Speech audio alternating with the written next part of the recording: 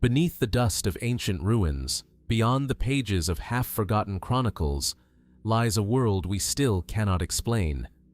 A world where empires vanish without a trace, where great leaders die under shadowed circumstances, where artifacts appear to defy the very laws of nature.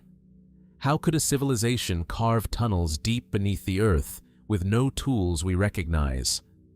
Why do ancient maps show lands no human was supposed to know? And how is it that even today, some lives, some entire peoples, simply disappear into history's silent void? For all we have uncovered, the past still guards its secrets with iron patience. Whispers of lost knowledge, strange deaths, impossible creations. Each mystery a door left forever ajar, inviting us to wonder, to imagine, to question everything we think we know. So sit back, clear your mind, and let's step quietly into the forgotten corridors of time, where the greatest mysteries are not just unsolved, they're waiting. In the quiet hours before dawn, the cold plains of the Carpathian Basin lie veiled in a soft mist. The moon, pale and listless, hangs low over a land once shaken by the thunder of hooves and the clash of iron. Somewhere beneath these endless fields of grass and forgotten rivers, the body of Attila the Hun, the scourge of God, was laid to rest. Yet no monument marks the grave of the man who terrified empires. No stone bears his name. Only legend remains, whispering through the shifting mists of time. In the spring of 453 AD, Attila stood at the height of his power. His dominion stretched from the edges of the Roman Empire deep into the wild heart of Eurasia. To his enemies, he was a figure of terror, a force of nature that toppled cities and shattered armies. Yet, within the sprawling encampments of the Huns, he was revered, a leader touched by the gods, destined to rule the world. On the night of his death, Attila celebrated a new marriage. His latest bride was a young woman named Ildiko, a name that hints at Gothic origins. The great Khan feasted deep into the night, surrounded by music, wine, and the loyalty of his people. As the torches guttered low and the revelers faded into slumber, Attila retired to his bedchamber. He was found dead the next morning. According to the Roman diplomat Priscus, who chronicled Hun affairs with an outsider's wary eye, Attila had perished in his sleep. The official account was almost clinical. A nosebleed, they said, had choked him. Drunk and heavy with food and wine, Attila had failed to wake as his own blood filled his throat. A banal end for a man so feared. Too banal, some would argue. There were no signs of struggle. No visible wounds marred his body. His warriors, bound by ancient customs, mourned him in a ceremony so secretive that it, too, has vanished into mystery. His closest retainers reportedly killed themselves after burying their king to ensure that none could reveal the location of his grave.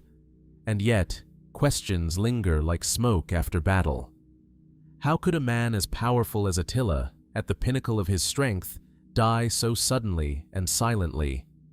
Why would such a robust warlord succumb to something so seemingly trivial? Some historians have offered natural explanations. Chronic alcoholism, they suggest, could have weakened the tissues of his body, making a fatal hemorrhage plausible. Heavy feasting might have triggered an internal rupture. Others propose that he suffered an aneurysm, or that hidden health conditions, unrecorded and unnoticed, struck him down at his moment of triumph. But in the darkness beyond recorded history, speculation thrives. Some whisper that Attila was assassinated, perhaps by his new bride, Ildiko, whose people had long suffered under Hun domination. Could she have been a pawn or a willing instrument of enemies seeking to end Attila's reign by stealth? A poisoned cup, a dagger in the dark, a silent hand pressed to his mouth.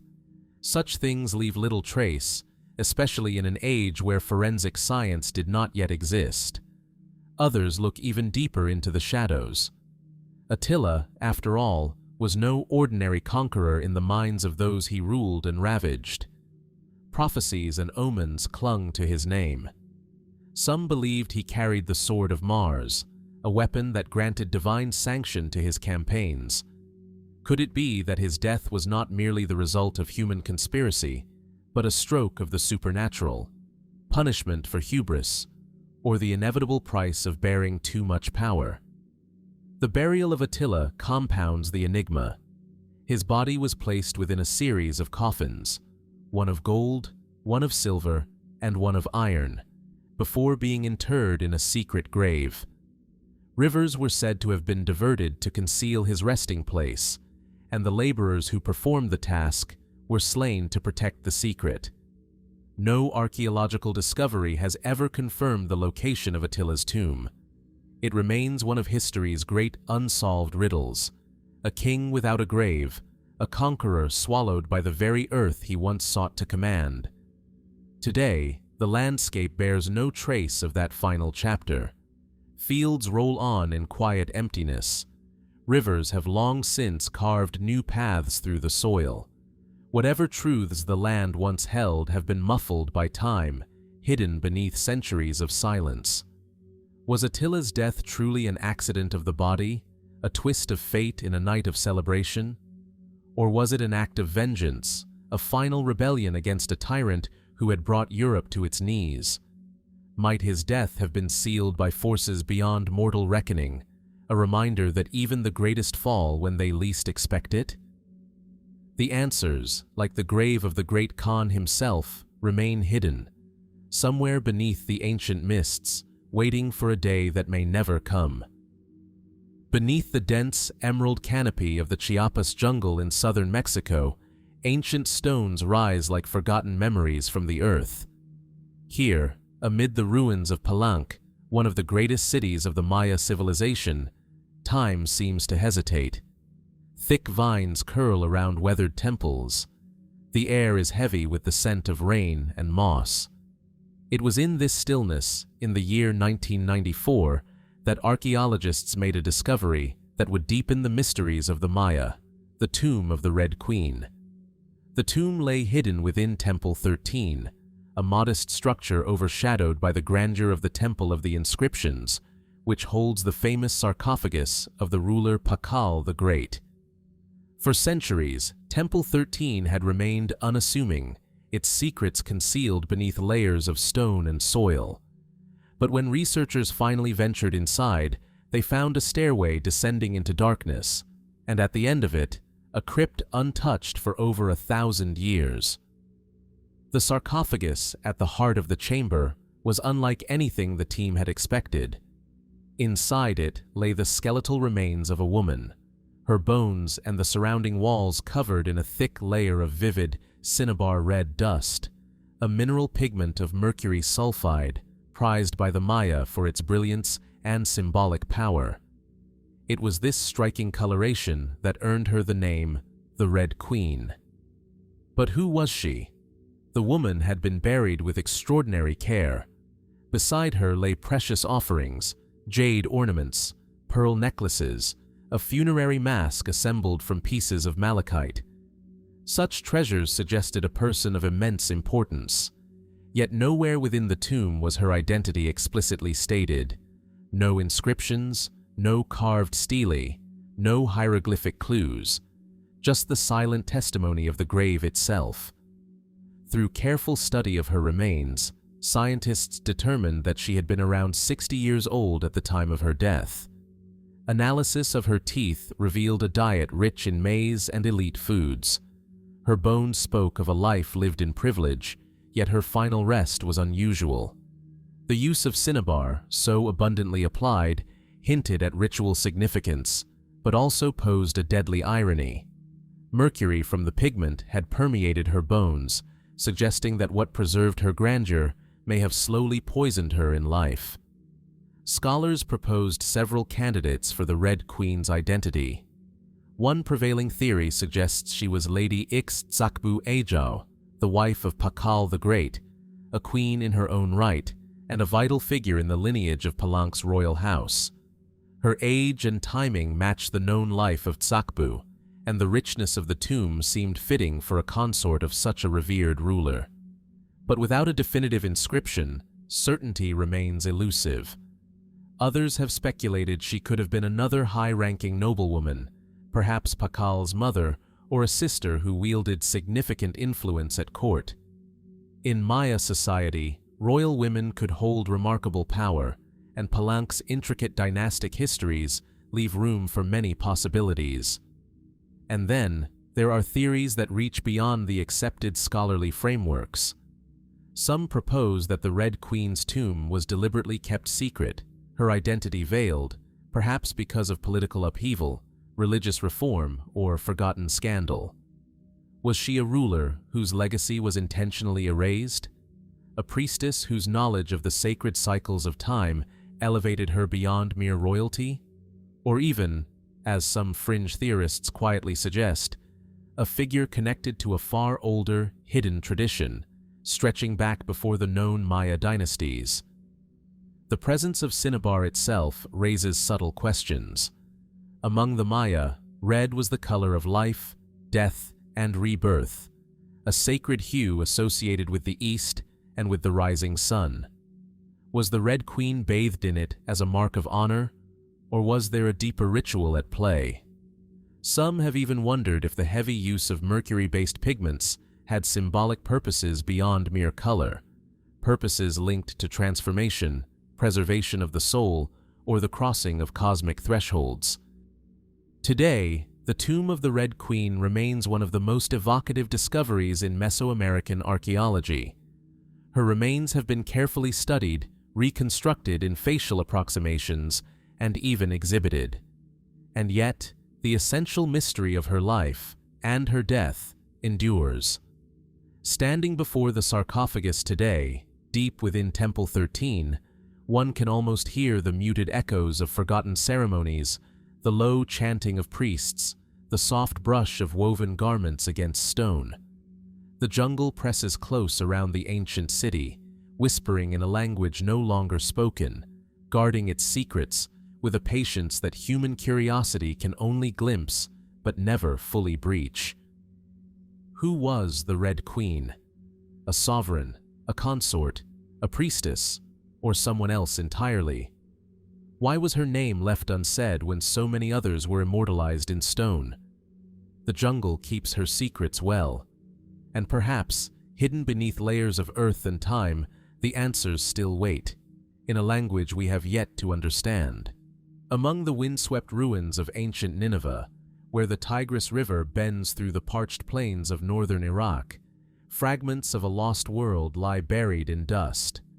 Crumbling walls and half-buried statues hint at a city that once rivaled Babylon in grandeur, a capital of an empire that claimed dominion over much of the known world.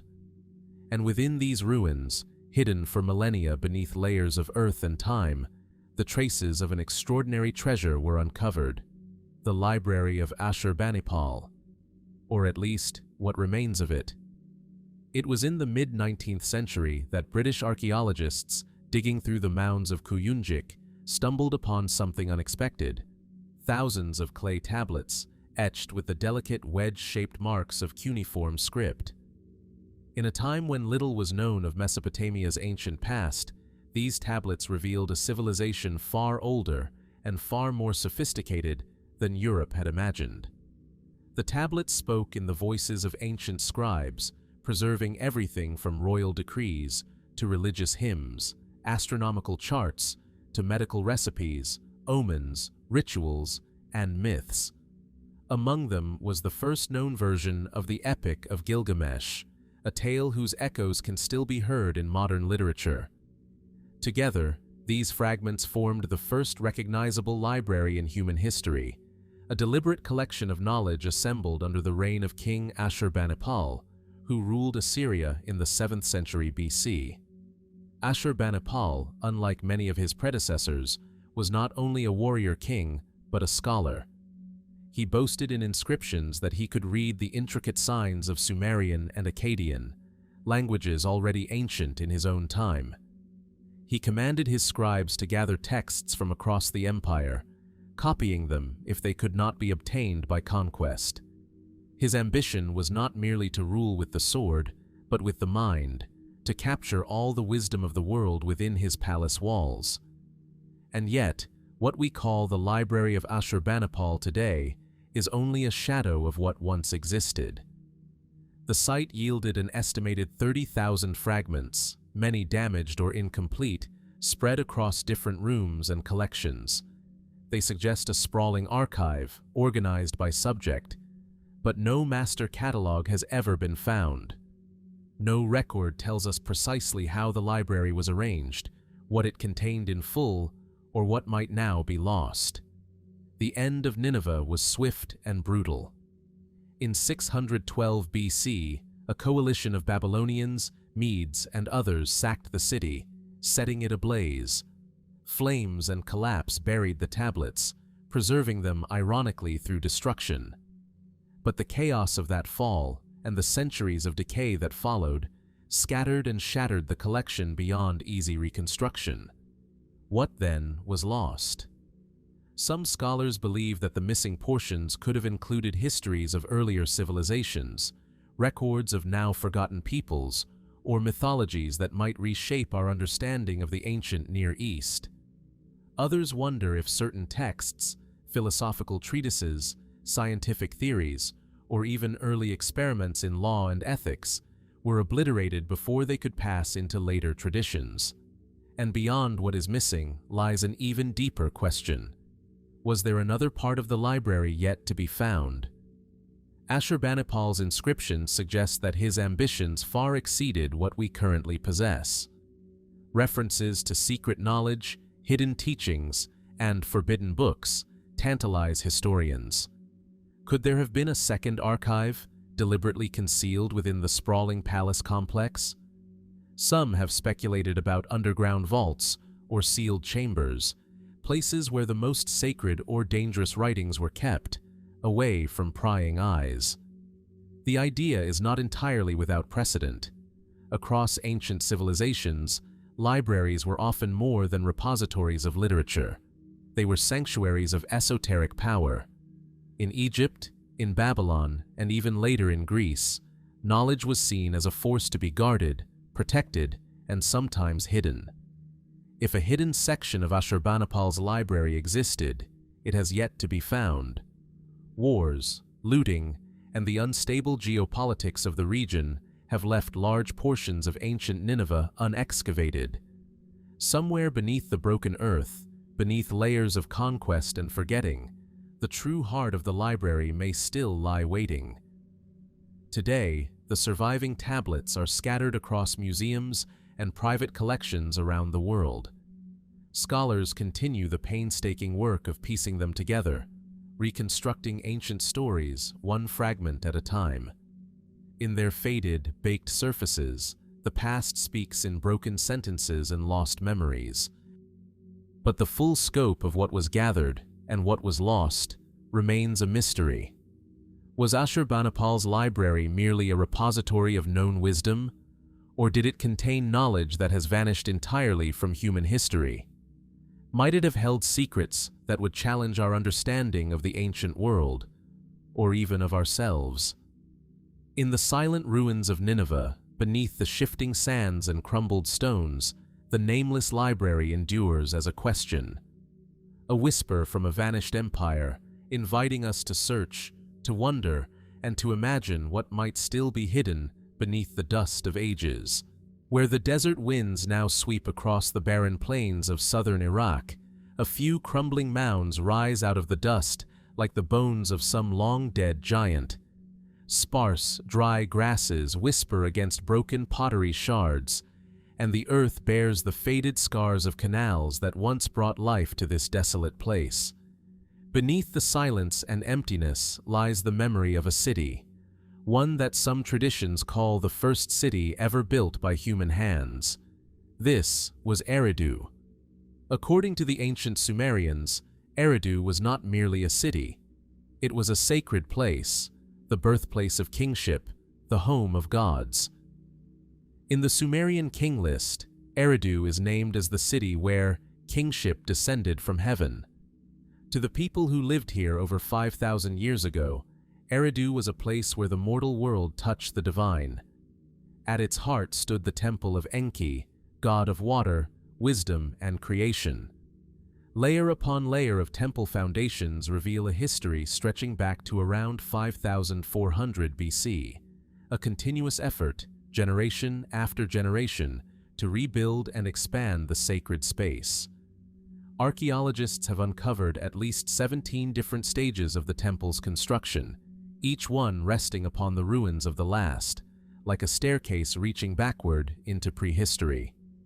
Yet, despite its importance, Eridu vanished. By around 2000 BC, the once proud city had been abandoned. Its canals dried up, its ziggurat crumbled, its fields turned to dust. And for centuries afterward, Eridu lived on only in myth, as a memory of a golden age lost to time. What happened to the first city? Mainstream archaeology offers possible explanations. Environmental factors likely played a crucial role. As the climate shifted and the region grew increasingly arid, the intricate system of canals that sustained Eridu's agriculture may have collapsed. Water, once abundant, became scarce.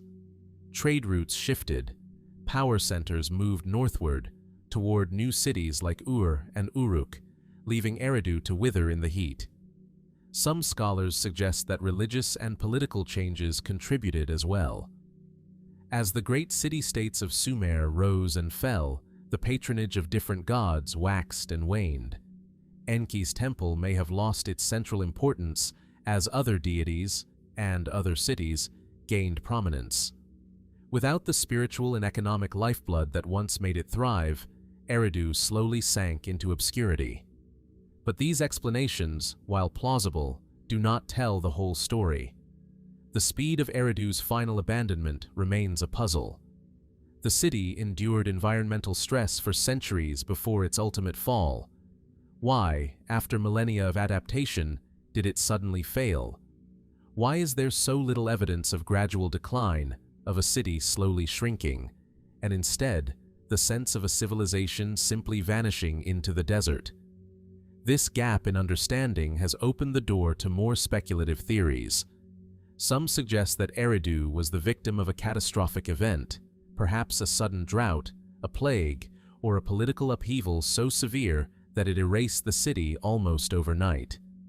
Others point to the myths themselves for clues.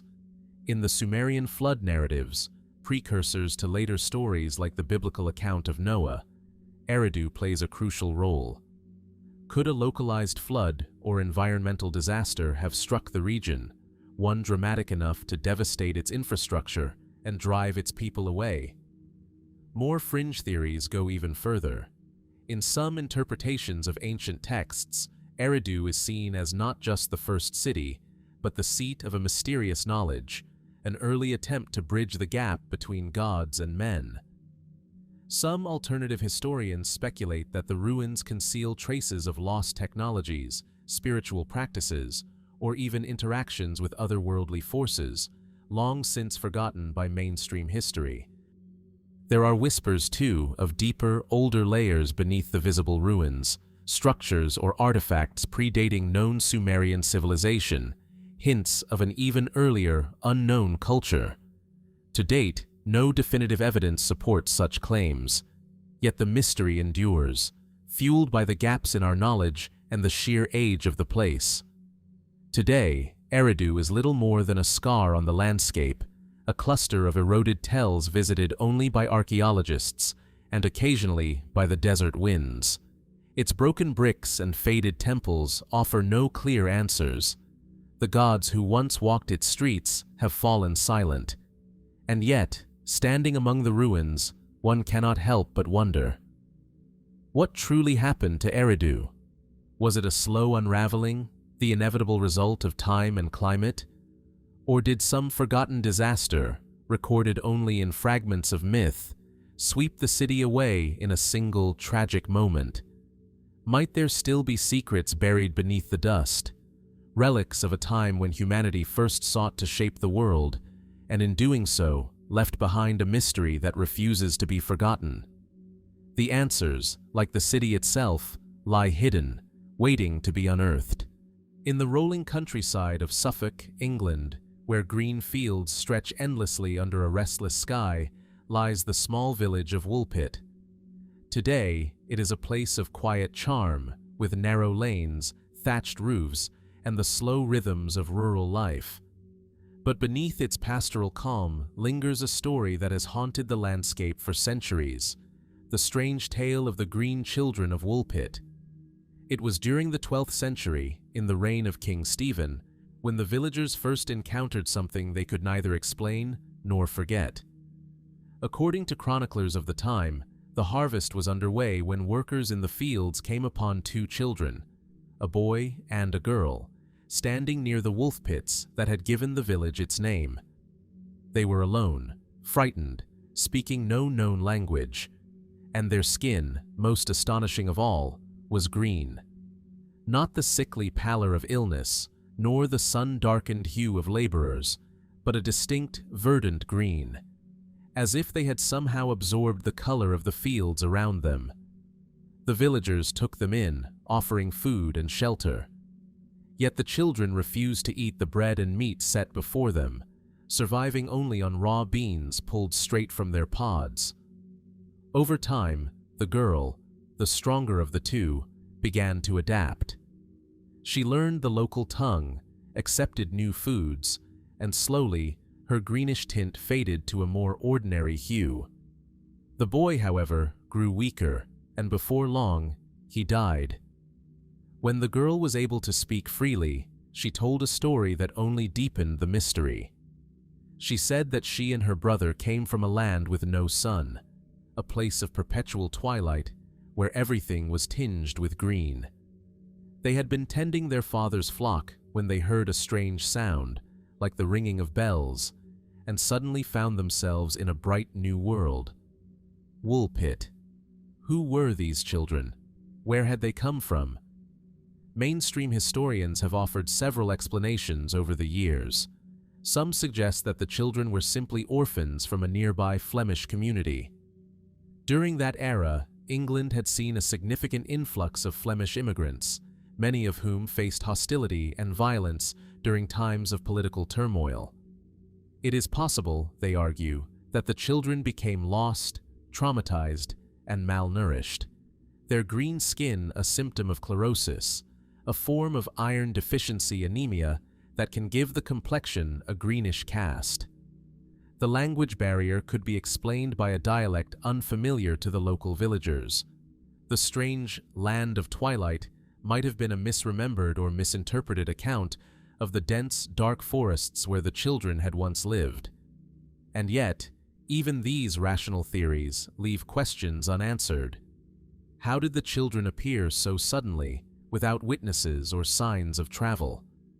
Why was their story, despite its implausibility, recorded not once, but twice, by medieval writers separated by decades? William of Newburgh and Ralph of Coggeshall, both respected chroniclers of their time, each deemed the tale remarkable enough to include in their histories, with details too consistent to dismiss easily. Moreover, the imagery evoked by the children's account of a sunless world, a land bathed in perpetual green, resonates curiously with myths and legends found far beyond Suffolk. Stories of hidden realms, parallel worlds, and subterranean lands have surfaced across cultures and centuries. Was the girl recounting a distorted memory of a childhood in unfamiliar surroundings, or was she, as some have speculated, describing something far stranger? Over time, more speculative theories have emerged. Some suggest that the children were from a hidden underground society, a remnant of an ancient people driven below the earth by catastrophe. Others hint at the possibility of a portal, a thin place where the boundaries between worlds momentarily blurred. A few modern writers, reaching even further, have proposed connections to extraterrestrial encounters, imagining the green children as visitors from another world entirely. But amid all the speculation, the mystery remains carefully, stubbornly balanced between wonder and uncertainty. Today, Woolpit is a village at peace with its legend. A simple sign bearing the image of two green-skinned children marks the place where history and folklore meet. Visitors come and go, some seeking answers, others content to simply walk the quiet lanes and wonder. Who were the green children of Woolpit? Lost orphans, hidden refugees, survivors of a forgotten tragedy, or messengers from a realm just beyond the reach of human understanding? The truth, like the faint green memory of their presence, lingers on the edges of certainty, a reminder that sometimes history leaves us questions far more enduring than any answers we may hope to find. Baltimore, Maryland. The year is 1849. The city's cobblestone streets glisten under a cold autumn rain. In the gray light of the early evening, the buildings loom like silent witnesses to something unseen. Somewhere amid the narrow alleyways and weathered taverns, a solitary figure stumbles, disheveled, delirious, and broken. That figure was Edgar Allan Poe. On October 3rd, Poe was found outside Ryan's Tavern, barely conscious, wearing clothes that did not belong to him. His mind was clouded, his speech incoherent. He was rushed to Washington College Hospital, where he drifted in and out of a fevered state for 4 days, unable to explain what had happened to him. He died on October 7, 1849, at the age of 40, muttering strange, fragmented words, his last moments as mysterious as the tales he left behind. No death certificate survives. No medical records provide clear answers. The cause of Poe's death remains officially unknown. From the very beginning, the circumstances surrounding his final days defied easy explanation. How had he come to be in Baltimore when he was supposedly en route to New York? Why was he found wearing ill-fitting, second-hand clothes? What had left him in such a ravaged condition, too ill even to tell his own story? The earliest accounts suggest a variety of possible causes: alcohol poisoning, drug overdose, heart failure, even rabies. Poe's struggles with alcohol were known among his contemporaries, and some suggested that a final binge had destroyed him. Yet those who knew him best contested this version, insisting that Poe had long periods of sobriety and that his body was unusually sensitive to even small amounts of drink. Others proposed that he was the victim of a practice known as cooping, a form of election fraud common in 19th century America.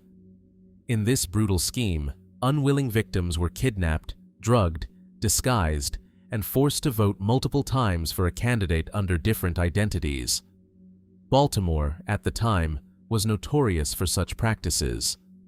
Poe, found delirious on an election day near a polling site, fit the pattern disturbingly well. But even the cooping theory leaves haunting gaps. Why did Poe linger for days before dying? Why were his symptoms so severe?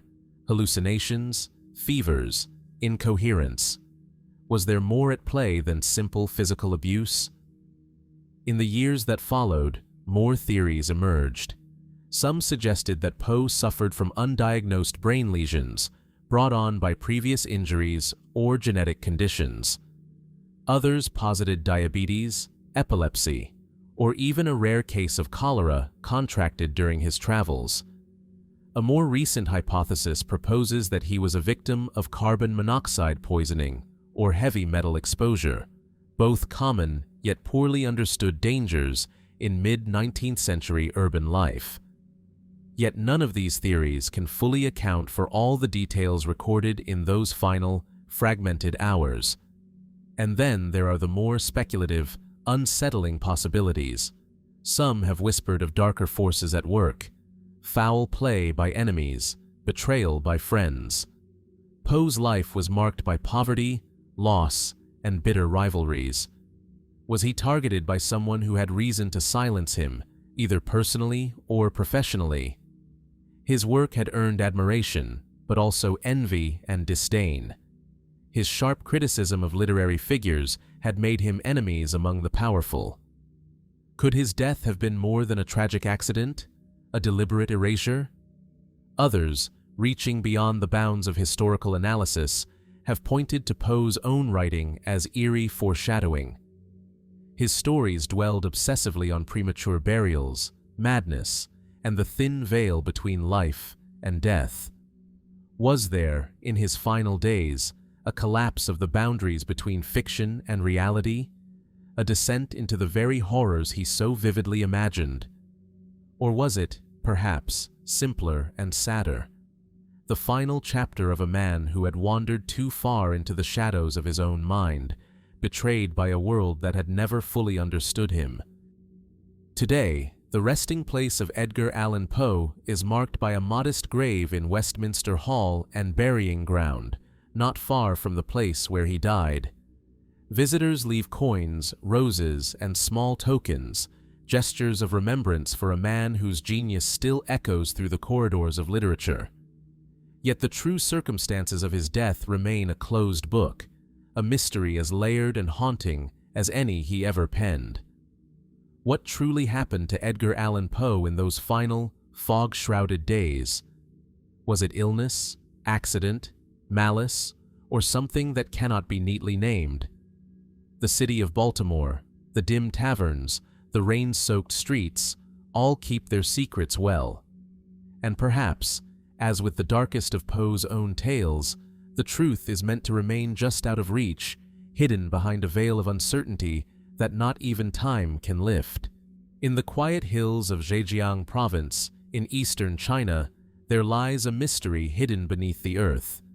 A secret that remained untouched by history books, unknown even to the people living directly above it.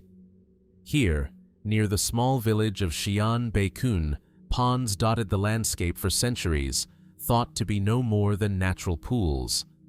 But in 1992, villagers decided to drain one of these ponds, and what they found stunned the world. Beneath the water's surface was not a natural depression, but the entrance to a vast, meticulously carved cave. Walls perfectly chiseled, ceilings towering overhead, pillars of stone left in place to support the structure, all created with a precision that defied casual explanation. And this was not a single isolated chamber. As more ponds were drained, more caves were discovered, eventually revealing a sprawling network of at least 24 hand-carved underground caverns, covering an estimated 30,000 square meters.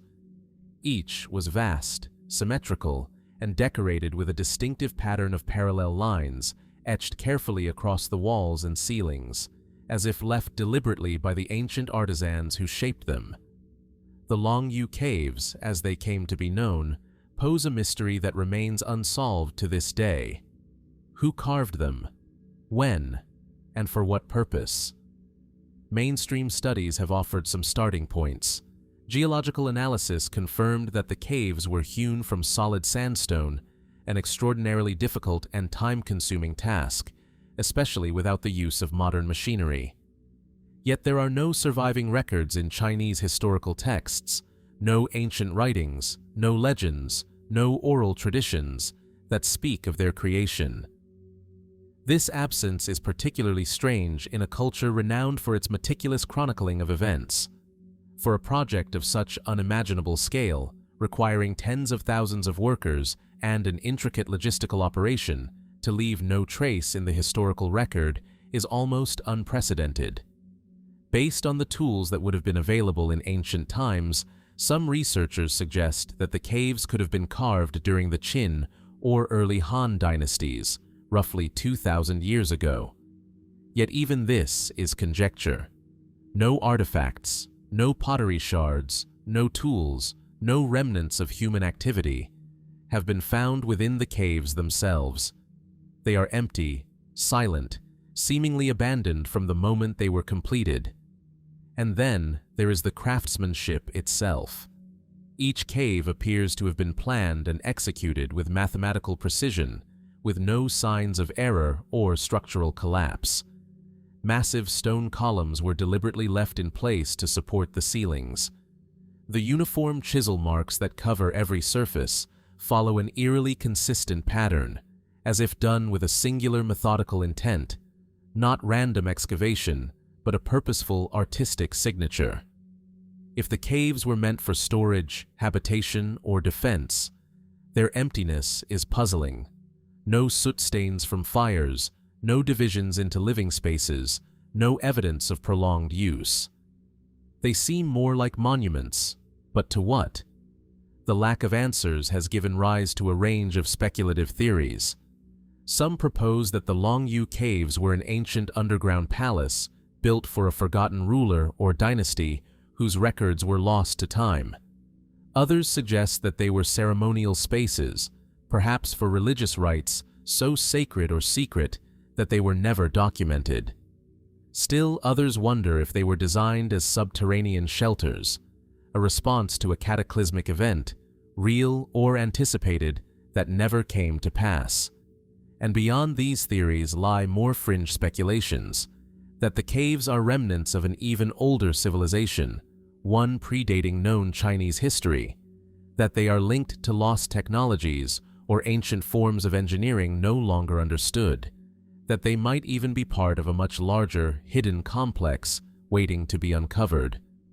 Despite modern efforts to study them, the Longyou Caves have resisted clear explanation. Dating the caves directly is difficult, and without artifacts to anchor them to a specific period, scholars are left piecing together faint clues. Some small inscriptions discovered nearby suggest ancient activities in the area, but none conclusively link to the construction of the caves themselves. Today, visitors can walk through portions of the Longyou Caves, marveling at their scale, their symmetry, and their silence. The air is cool and heavy underground, the massive columns rising like frozen sentinels. Light spills in from modern stairways and walkways, but in the deeper shadows, the caves seem to breathe, a reminder that we are standing inside a forgotten ambition, an effort whose meaning has slipped away with the centuries. Who were the builders of the Longyou Caves?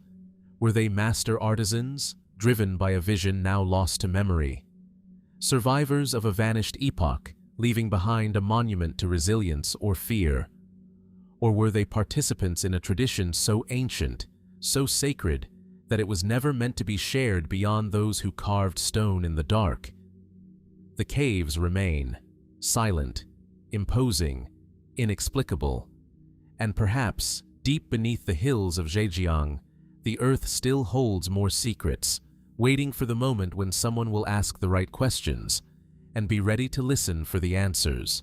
Across the endless expanse of Egypt's western desert, where the horizon blurs beneath the shimmering heat and dunes stretch like frozen waves, silence reigns. The sand here is ancient, sculpted by winds that have blown across these empty plains for millennia. It is a place where the living world feels distant, where the earth itself seems to guard its secrets jealously. And somewhere beneath this sea of sand, it is said, an entire army vanished, swallowed without a trace. The story begins in 525 BC, during the reign of Cambyses II, the ambitious and often ruthless king of the Persian Empire. Having conquered Egypt and overthrown the last pharaoh of the 26th dynasty, Cambyses set his sights even further west, toward the mysterious oracle of Amun at the Siwa oasis. In ancient times, this oracle was revered, a place where gods were said to whisper answers to those who dared to seek them. Herodotus, the Greek historian writing nearly a century later, tells us that Cambyses dispatched an army of 50,000 men to march across the desert and seize the oracle. Their mission was bold, perhaps even sacrilegious, to assert Persian dominance over one of Egypt's most sacred sites. But they never arrived. According to Herodotus, after 7 days of marching through the desert, the army reached a place called the City of the Oasis, thought to be somewhere near modern-day Karga. There, disaster struck. A sudden and violent sandstorm, a Khamsin wind, engulfed them, a wall of dust and fury so overwhelming that the soldiers were buried alive, entombed forever beneath the shifting dunes. No survivors, no wreckage, no trace. For centuries, the tale of Cambyses' lost army lived on as legend, an ancient cautionary story about the hubris of kings and the unforgiving power of nature. But whether it was pure myth or rooted in truth has remained one of history's most tantalizing questions.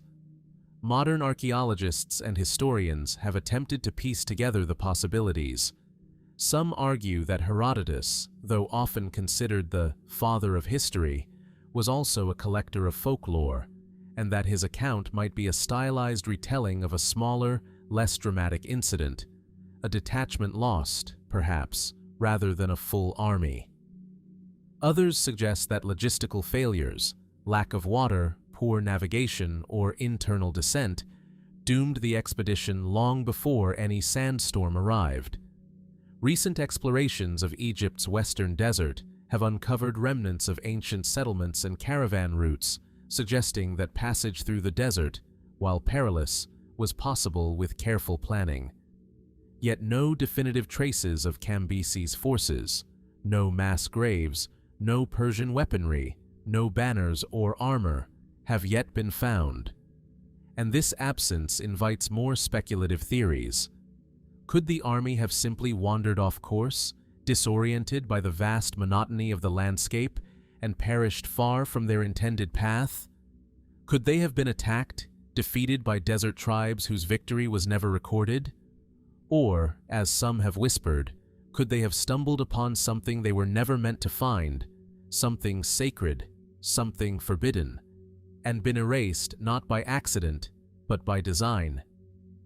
In 2009, two Italian archaeologists, Angelo and Alfredo Castiglione, claimed to have found evidence of the lost army: fragments of bronze weapons, a Persian-style arrowhead, pieces of horse harnesses buried near an ancient caravan route. Their findings sparked international excitement and controversy. Critics argued that while the artifacts were intriguing, they were not conclusive proof of the army's fate, and that centuries of trade and migration across the desert could easily explain such isolated relics. Still, the idea that the desert itself might yet yield up its dead, that beneath the sands, the bones of thousands of soldiers lie waiting, continues to captivate the imagination. Today, standing amid the barren majesty of the western desert, one can almost hear the echoes of that lost expedition: the tramp of sandals across cracked earth, the creak of leather armor, the distant, rising howl of the desert wind. The sands shift endlessly, covering and uncovering the past in a slow, indifferent dance. What truly became of Cambyses' army? Were they undone by nature's merciless hand, victims of an unseen enemy, or casualties of a story that grew in the telling? Somewhere out there, beneath the sun-baked dunes, the answer may still lie hidden, waiting for the day when the desert, ever patient, decides to give up its secret. In the heart of the Egyptian Museum in Cairo, behind glass and heavy silence, lies a sight unlike any other. Amid rows of carefully preserved pharaohs and nobles, regal in their golden wrappings, there rests a figure whose very presence seems to disrupt the quiet order of death. A body, twisted, contorted, mouth agape in what appears to be an eternal, soundless scream. This is Unknown Man E. Unlike his fellow mummies, whose faces bear serene, almost peaceful expressions, Unknown Man E was preserved in a state of frozen agony. His head is thrown back, his lips drawn taut over bared teeth, eyes forever closed against whatever terror overtook him. His body, too, defies expectations, wrapped not in the fine linens reserved for royalty, but in sheepskin, a material the ancient Egyptians considered ritually unclean. He was discovered in 1886, buried hastily in the Deir el-Bahari cache, alongside dozens of other royal mummies reinterred to protect them from grave robbers. But Unknown Man E stood apart. His burial lacked ceremony, his wrappings crude and hurried, His identity was unmarked. No cartouche, no inscription, only the scream. Who was this man? And what fate befell him to leave behind such a haunting visage? Initial examinations suggested a violent death. Some theorized poisoning, perhaps even live burial. The unnatural posture of his body, arms and legs bent unnaturally, mouth wide open, hinted at a death full of suffering. The sheepskin shroud, so out of place among the riches of ancient funerary practices, suggested he was cursed, condemned, or at the very least, disgraced. In time, more detailed studies were conducted. CT scans and forensic analyses revealed that, structurally, unknown man E's body was intact. No obvious trauma, no broken bones, no signs of a fatal blow. It seemed he had not been murdered in the conventional sense. Some researchers suggested that rapid death, perhaps by poisoning, had caused a spasm at the moment of death, preserving the final contorted scream in his mummified form. As Egyptologists dug deeper into the mystery, theories about his identity began to emerge. One compelling hypothesis points to Pentower, the son of Pharaoh Ramses III, a prince who conspired against his own father in what came to be known as the Harem Conspiracy. Ancient judicial documents tell of a trial, a conviction, and the ordered execution, or forced suicide, of those involved. Pentower, it is said, took his own life, perhaps through poison. Could unknown man E be this disgraced prince, denied an honorable burial, wrapped in the skin of a sheep to signify his shame? The pieces seem to fit. And yet, the evidence remains circumstantial. DNA tests have shown that unknown man E shares a genetic relationship with Ramses III, possibly as a son, but definitive identification remains elusive. Was it Pentower or another royal traitor lost to history? And the questions do not end there. Why such a hurried, dishonorable burial when even convicted conspirators were often afforded proper rites? Why was he placed among the other royals rather than isolated or discarded as a criminal?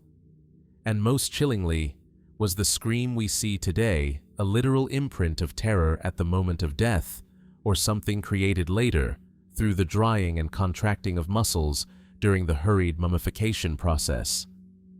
More speculative theories venture even further into the unknown. Some suggest that unknown man E died during a ritual gone wrong, perhaps a magical ceremony intended to protect or curse royal lines. Others wonder if his death was the result of political vengeance so swift and brutal that proper burial customs were discarded entirely. A few fringe thinkers even propose supernatural interpretations, that the scream marks a soul unable to find peace, trapped between worlds by the violent circumstances of his death.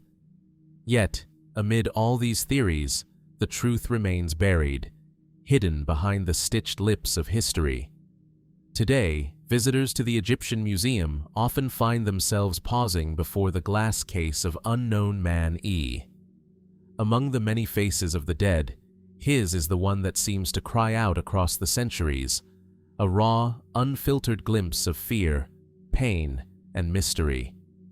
His presence unsettles, not because of the grandeur of his past life, but because of the stark humanity of his death. Who was he? A prince, a traitor, a victim of forces we can scarcely imagine. Was his scream one of fear, of regret, or of something more unknowable? The sands of Egypt continue to yield their secrets slowly, and perhaps, somewhere in a forgotten tomb or a crumbling papyrus scroll, the final chapter of unknown man E's story waits to be discovered. Until then, he remains what he has always been, a riddle in flesh and bone, a voice frozen in time, calling across the ages for answers that refuse to come. In the hushed corridors of the National Library of Sweden, secured behind layers of glass and careful preservation, rests one of the most enigmatic artifacts ever created. A single book, immense in size and heavy with legend. Its parchment pages seem almost to hum with age, their edges darkened by time, their ink still vivid despite the passing of centuries. This is the Codex Gigas, the Devil's Bible. The manuscript is a colossal object.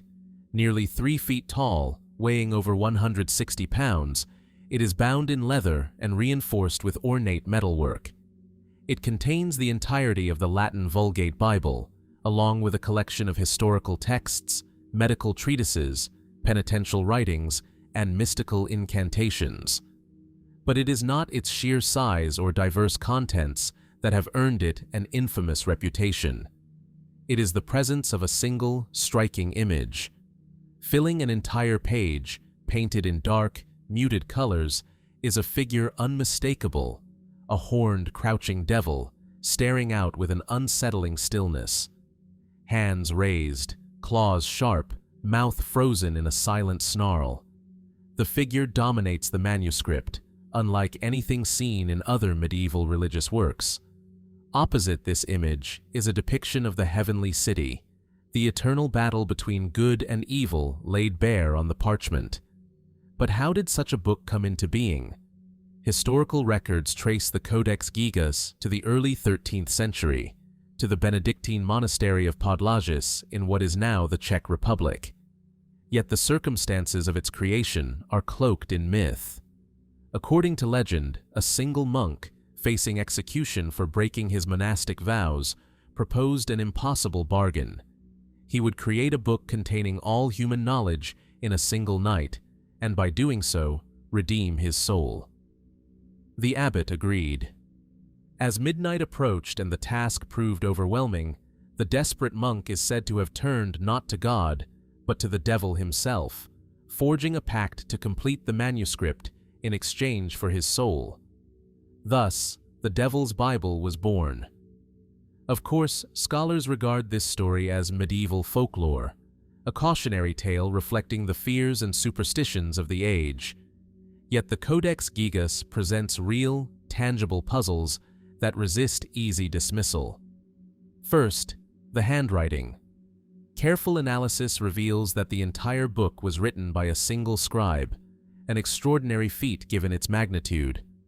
What is even more astonishing is the uniformity of the script.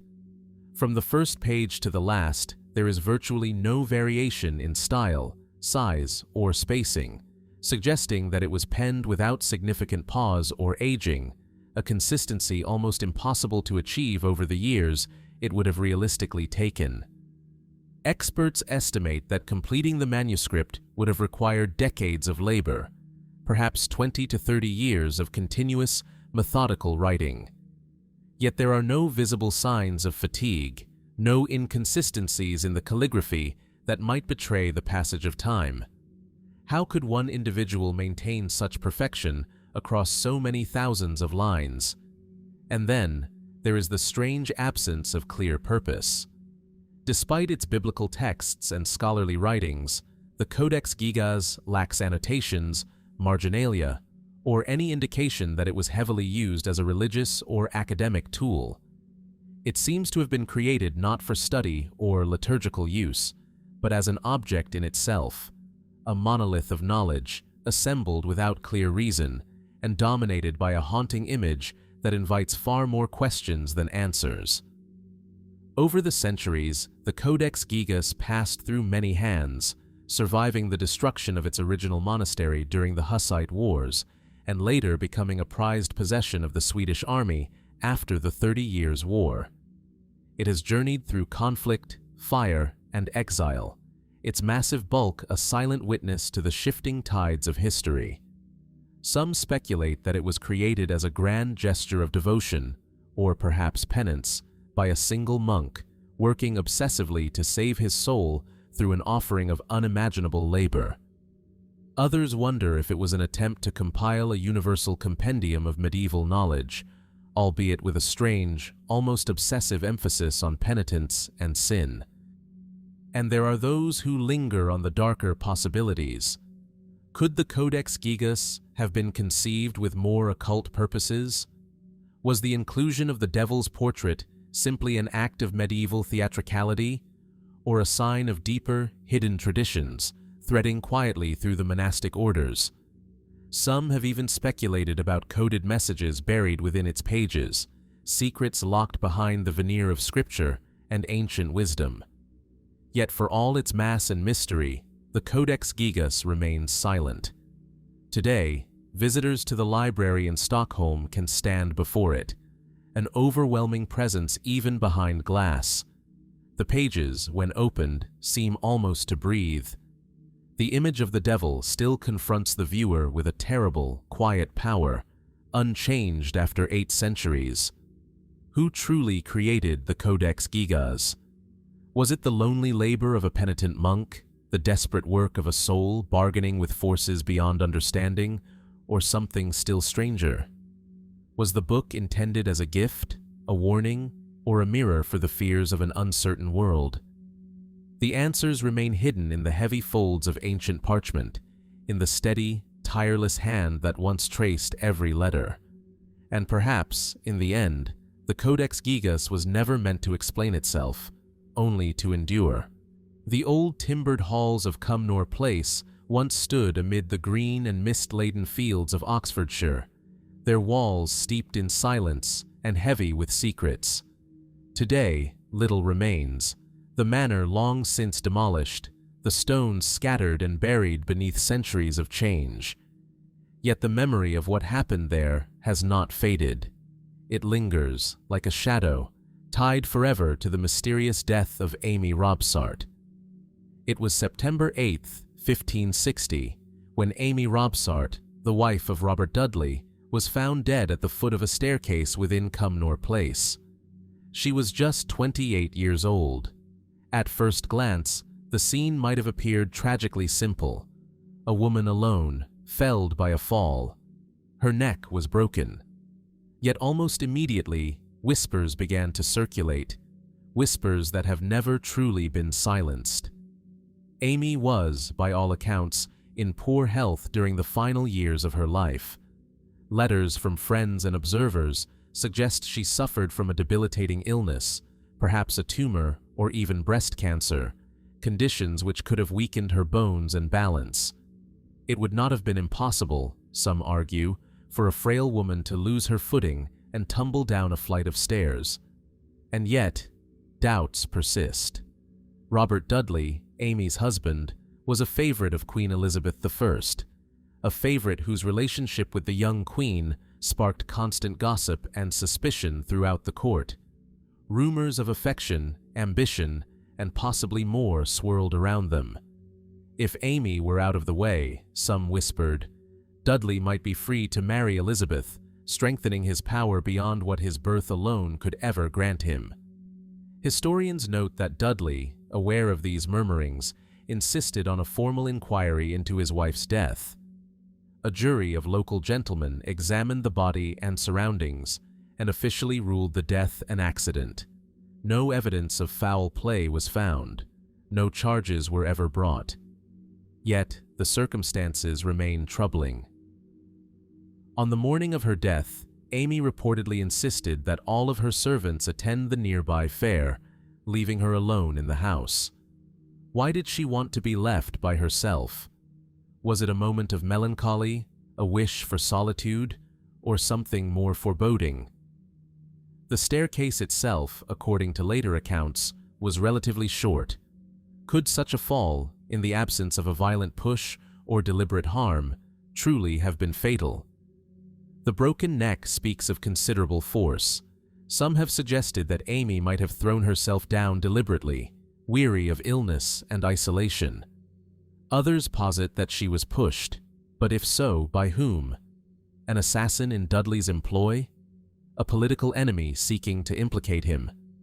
There are even more speculative theories. Some propose that Amy's death was orchestrated not by Dudley, but by Elizabeth's own advisors, men who feared the scandal and instability that might follow a royal marriage to a subject. Better, perhaps, to eliminate the problem quietly, however ruthlessly, than to allow dangerous ambition to disrupt the fragile balance of power. Still, others suggest a stranger, quieter tragedy, that Amy, increasingly isolated and ill, simply lost her footing, and that the timing of her death, so convenient, so suspicious, was nothing more than grim coincidence, later twisted into intrigue by a court and a nation addicted to scandal. Today, with the passing of nearly 5 centuries, the truth seems more elusive than ever. Contemporary sources are fragmented, colored by bias and rumor. The building itself is gone, erasing any chance for modern forensic investigation. We are left only with testimonies, second-hand accounts, and the heavy weight of speculation. And so, Amy Robsart remains a figure trapped between innocence and conspiracy, her death an unsolved puzzle at the crossroads of personal tragedy and political ambition. Was she a victim of murder, caught in a web of courtly maneuvering far beyond her control? Did she choose her own fate, seeking escape from an existence grown intolerable? Or was her death, in the end, a simple, heartbreaking accident, rendered sinister only by the shadows cast by those who survived her? The empty fields where Cumnor Place once stood are silent now. Only the restless winds, moving through the grass and hedgerows, seem to whisper of what once occurred there, a secret long buried, but never truly forgotten. Along the winding Natchez Trace, a lonely and ancient trail carved deep into the wilds of Tennessee, the dense woods seem to lean inward, muffling the sounds of the outside world. Here, among the silent forests and the mist that clings to the low hills, stands a small, weathered monument, a broken column of stone, deliberately unfinished. It marks the place where Meriwether Lewis met his mysterious end. It was October 11th, 1809, when Lewis, famed explorer, soldier, and governor, was found dead at Grinder's Stand, a remote inn along the trace. He was only 35 years old. His body bore gunshot wounds, one to the head, another to the abdomen. His death, recorded in the sparse language of the time, was ruled a suicide. But even in those first confused hours, questions arose, questions that have never truly been answered. Meriwether Lewis was, by every measure, a man who had carried the weight of a young nation's ambitions. As co-leader of the famed Lewis and Clark expedition, he had charted the vast, unknown reaches of the American West, mapping rivers, forging relations with indigenous nations, and bringing back detailed accounts of the continent's hidden wonders. His name was synonymous with exploration, courage, and discovery. Yet in the years that followed his triumphant return, Lewis's life seemed to unravel. As governor of the Louisiana Territory, he struggled with political enemies, financial woes, and bouts of deep depression. He turned at times to alcohol and was rumored to suffer from what some described as melancholy, a term that could encompass anything from clinical depression to the lingering effects of physical illness, such as malaria or syphilis. On his final journey eastward, Lewis traveled alone, determined to settle government debts and defend his tarnished reputation. He was carrying important documents, and perhaps, too, the burden of a mind darkened by isolation and disillusionment. The official account, given by the innkeeper's wife, tells of a night filled with strange noises, of Lewis pacing, muttering to himself, and finally, gunshots. She claimed he lived for a short time after shooting himself, asking for water, struggling on the floor before he finally succumbed to his wounds. But inconsistencies haunt the testimony. Some accounts suggest that Lewis's wounds were odd for a suicide, particularly the chest wound, which appeared severe enough to have been fatal on its own.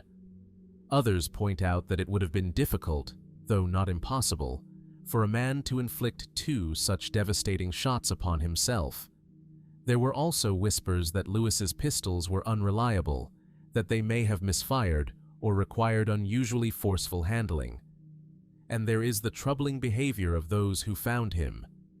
The innkeeper, Robert Grinder, provided vague, shifting stories.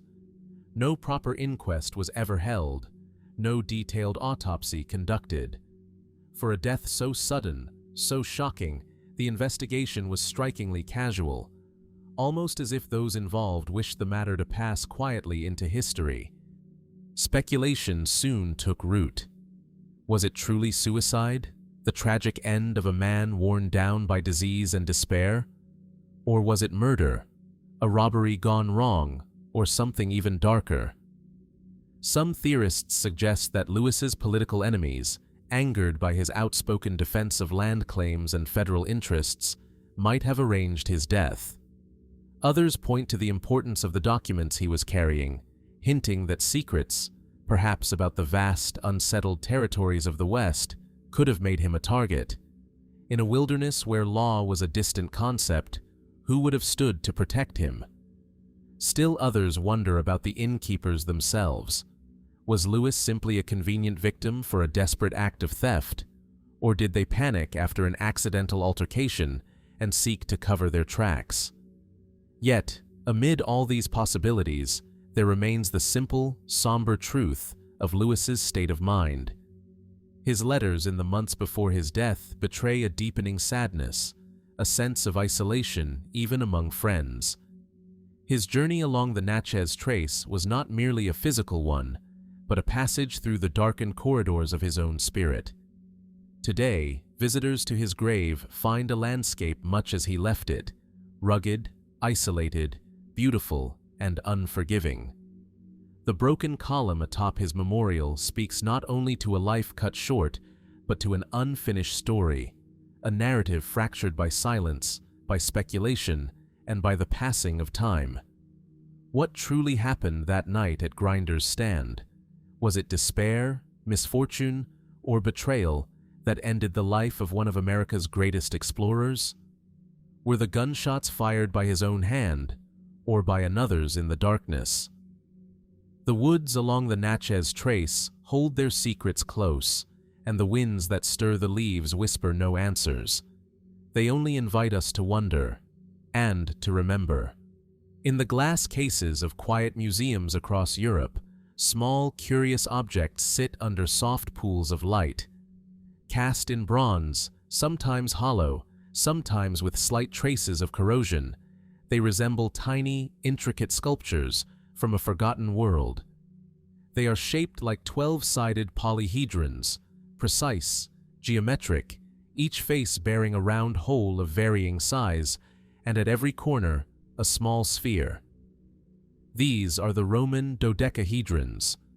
Over 100 of these enigmatic artifacts have been discovered, scattered across what was once the farthest reaches of the Roman Empire, in Britain, in Gaul, in the lands along the Rhine and the Danube. No two are exactly alike. They range in size from a few centimeters to larger forms that fit easily within a human hand. Some are rough and utilitarian, others are elaborately decorated with patterns and fine craftsmanship. And yet, for all their careful construction, their purpose remains utterly unknown. No surviving Roman text mentions them. No carvings depict their use. No inscriptions explain their meaning. They exist in silence. Objects without a name, without a clear function, without a historical anchor. What, then, were they? Over the years, scholars and amateurs alike have proposed a range of theories. Some suggest they were instruments of war, perhaps used to calibrate the trajectories of ballistae or catapults, devices whose complex mechanisms might have required precise measurements. Others posit they were gauges for measuring the diameter of pipes or other engineering purposes, though no standardization in hole size supports this idea. Another theory imagines them as tools of agriculture, perhaps for determining the optimal planting times based on astronomical observations. Their discovery in northern provinces, where the Roman Empire faced harsher climates and greater agricultural challenges, seems to lend some faint support to this possibility. Could the dodecahedrons have been practical tools for farmers, devices whose knowledge was passed down through use rather than through written instruction? Still others point toward religious or mystical purposes. Some of the dodecahedrons were found among grave goods, suggesting a ritual significance, Their perfect symmetry, their enigmatic form, could have symbolized cosmic or spiritual concepts, their true meaning understood only by an initiated few. Could they have been relics of a mystery cult, instruments in rites now lost to history? Were they objects of power, representing the movements of the heavens, the balance of the seasons, or the hidden geometry of the universe? There are even more speculative suggestions.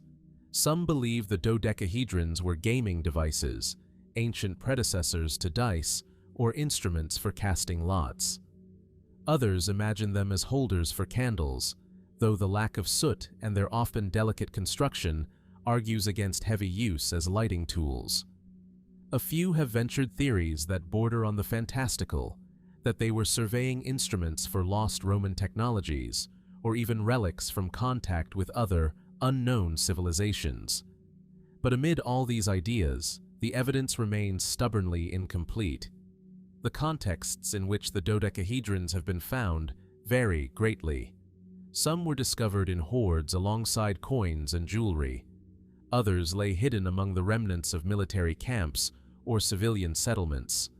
None were found in the great centers of Roman civilization, Rome itself, or the wealthy cities of the Mediterranean, but rather on the fringes, in the misty, contested lands of the empire's edge. This geographical detail has led some to speculate that the dodecahedrons were local inventions rather than products of Rome's central authority, artifacts born of a cultural synthesis between Roman knowledge and the practices of indigenous tribes.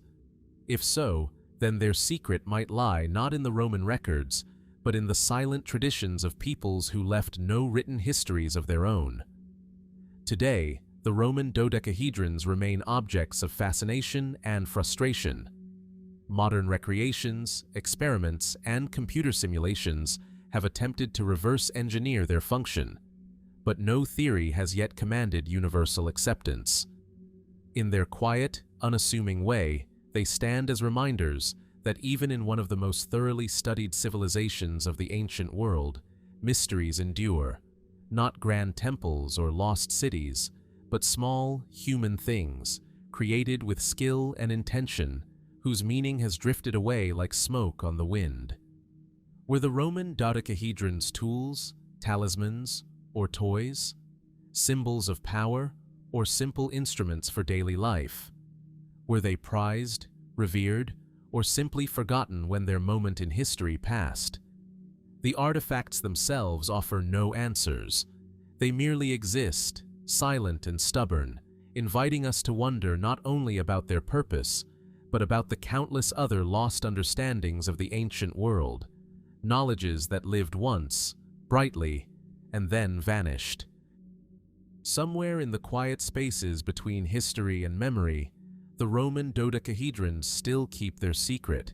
Stretching across the barren landscapes of the Middle East, from the rocky plateaus of Jordan to the windswept deserts of Syria and Saudi Arabia, strange, faint lines can be seen from the sky.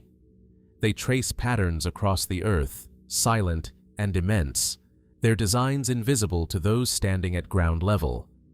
Only from above do they reveal their full form, vast, ancient structures shaped like enormous kites. They are known today as the desert kites. First recorded by pilots flying over the region in the early 20th century, these mysterious stone constructions sparked immediate curiosity. Long, low walls, sometimes extending for hundreds of meters, stretch out in converging lines, leading into enclosures or pit traps. In many cases, the shapes resemble a wide funnel, narrowing into a point, like the tail of a kite trailing behind it. But who built these structures, and for what purpose? Archaeologists have uncovered thousands of these desert kites scattered across the Near East and Central Asia. Their sheer scale suggests a coordinated effort by communities long vanished, peoples who left behind no written records, no direct testimony of their intentions.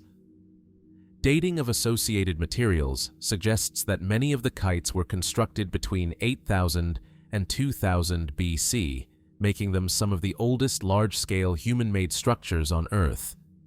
The most accepted theory is that the kites were hunting traps. Herd animals, gazelles, ibex, or wild sheep, would be driven into the narrowing walls, funneled into confined spaces where they could be slaughtered more easily. In an environment as harsh and unforgiving as the desert, such ingenious mass hunting strategies would have been crucial for survival. Yet even this explanation leaves lingering questions. The low height of the walls, sometimes no more than knee level, seems inadequate to physically block fast-moving animals. Did the walls serve more as psychological barriers, subtle guides in the open landscape? Were nets, wooden structures, or other perishable materials once strung between them, long since vanished beneath the weight of time? And beyond their function, the scale and complexity of the kites suggest a level of social organization that challenges earlier assumptions about prehistoric desert communities. Coordinating the construction and use of such massive structures would have required leadership, planning, and cooperation on a scale comparable to much later agricultural societies. Could the desert kites hint at an early, forgotten phase of social development, a moment when humans, still largely nomadic, began to work together in ways that foreshadowed the rise of cities and civilizations? There are also stranger theories. Some have speculated that the kites served ritualistic purposes, that the great hunts were not merely economic activities, but sacred ceremonies intertwined with the spiritual life of ancient peoples.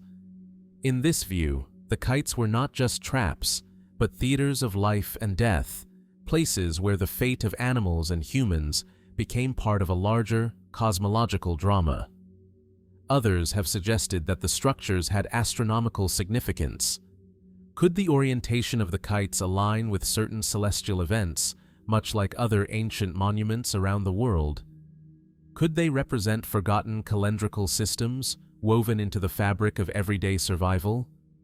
A more fringe idea imagines that the desert kites were not designed for hunting at all, but served as early territorial markers, boundaries of influence, or even primitive communication systems, visible only from elevated points or distant hills.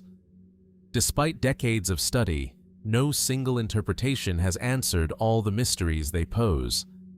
Satellite imagery continues to reveal new kite formations, many in regions too remote or dangerous to excavate properly.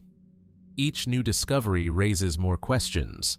Why do some areas teem with dozens of kites while others remain barren? Why do the designs vary so greatly in complexity and form? Were they used for centuries or abandoned after only brief periods? Today, standing in the desert amid the broken stones and faded lines, it is difficult to imagine the scenes that once unfolded here.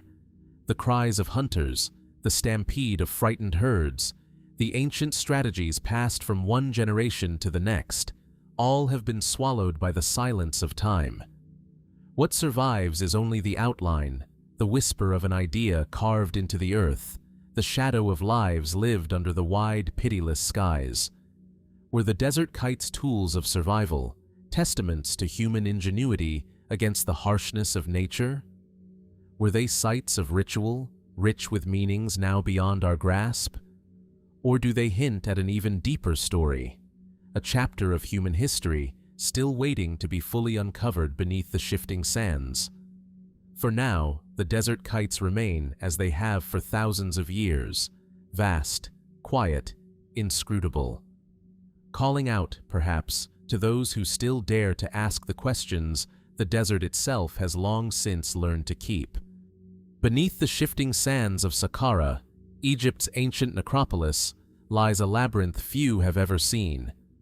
Carved deep into the bedrock, dim corridors stretch into darkness, their silence heavy with the weight of centuries.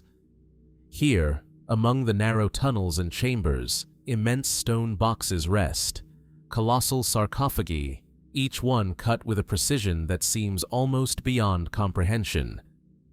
This is the Serapeum of Saqqara. First rediscovered in the 19th century by Auguste Mariette, the Serapeum was believed to be the burial place of the Apis bulls, sacred animals worshipped in life and venerated in death. The Apis cult, tied to the god Ptah and later associated with Osiris and Serapis, flourished for over a millennium, its rites woven into the spiritual fabric of ancient Egyptian society. Yet the sarcophagi themselves defy easy understanding. Each one is carved from a single block of granite or basalt, weighing between 60 and 80 tons. Their surfaces are astonishingly smooth, their corners sharp and precise, their interiors polished to a mirror-like finish. The lids alone, some weighing as much as 30 tons, fit so perfectly that not even a razor blade could easily slide between the seams. How were these massive sarcophagi transported through the cramped, twisting tunnels of the Serapeum? What techniques did ancient engineers use to carve, move, and position stones of such impossible scale with such remarkable finesse? Mainstream archaeology offers some answers. It is believed that the sarcophagi were quarried in Aswan, hundreds of miles to the south, and transported along the Nile using boats and sledges. Workers would have used simple copper tools, sand, and patience, employing techniques refined over centuries of monumental construction. Once at Saqqara, ramps, levers, and raw manpower would have been employed to maneuver the boxes into their resting places. And yet, doubts persist. The precision of the craftsmanship seems to exceed what soft copper chisels and basic techniques could easily achieve, particularly on hard granite. Some Egyptologists acknowledge that while the ancient Egyptians had remarkable skill, the exact methods used to polish and perfect the sarcophagi's interiors remain unclear. No detailed ancient texts survive describing the techniques, leaving room for wonder and speculation. Moreover, the intended purpose of these giant sarcophagi raises further questions. Many of the boxes are empty. Few inscriptions decorate their massive surfaces. While some were indeed associated with Apis bull burials, the sheer number, size, and effort involved suggests that more may have been at stake than the burial of animals alone. Were the sarcophagi truly intended for the sacred bulls, or was there a deeper, now forgotten, purpose? Alternative theories have emerged over the years. Some researchers propose that the Serapeum predates the Apis cult's burial practices, and that the sarcophagi were repurposed, their original function lost to time. Others suggest that the boxes were not tombs at all, but rather had a ritual, technological, or even symbolic function linked to lost knowledge of vibration, sound, or energy.